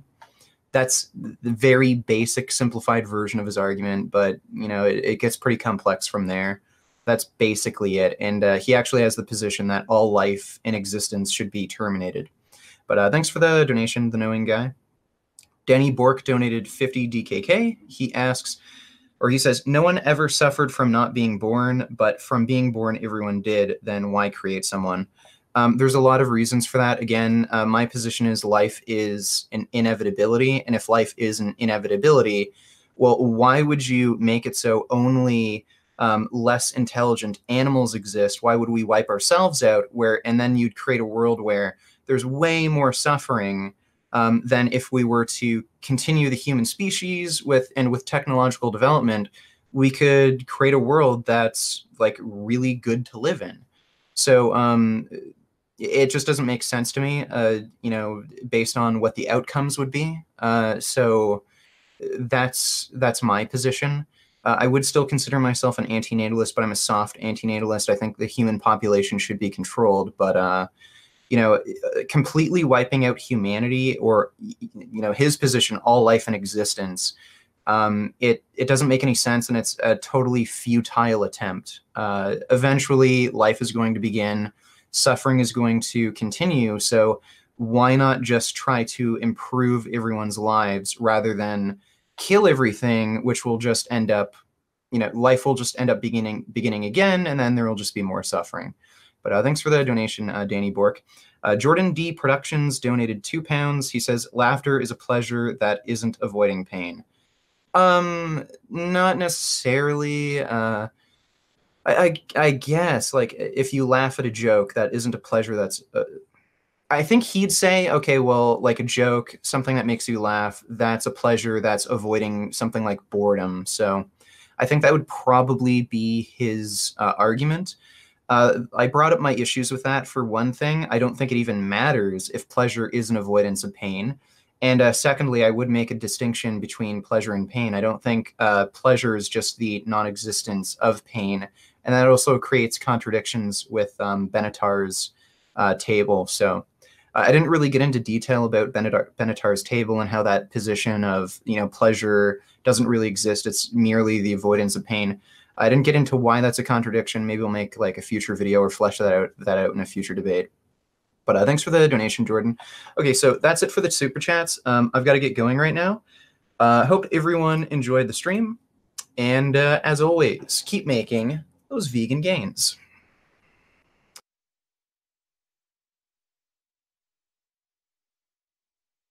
Boredom. So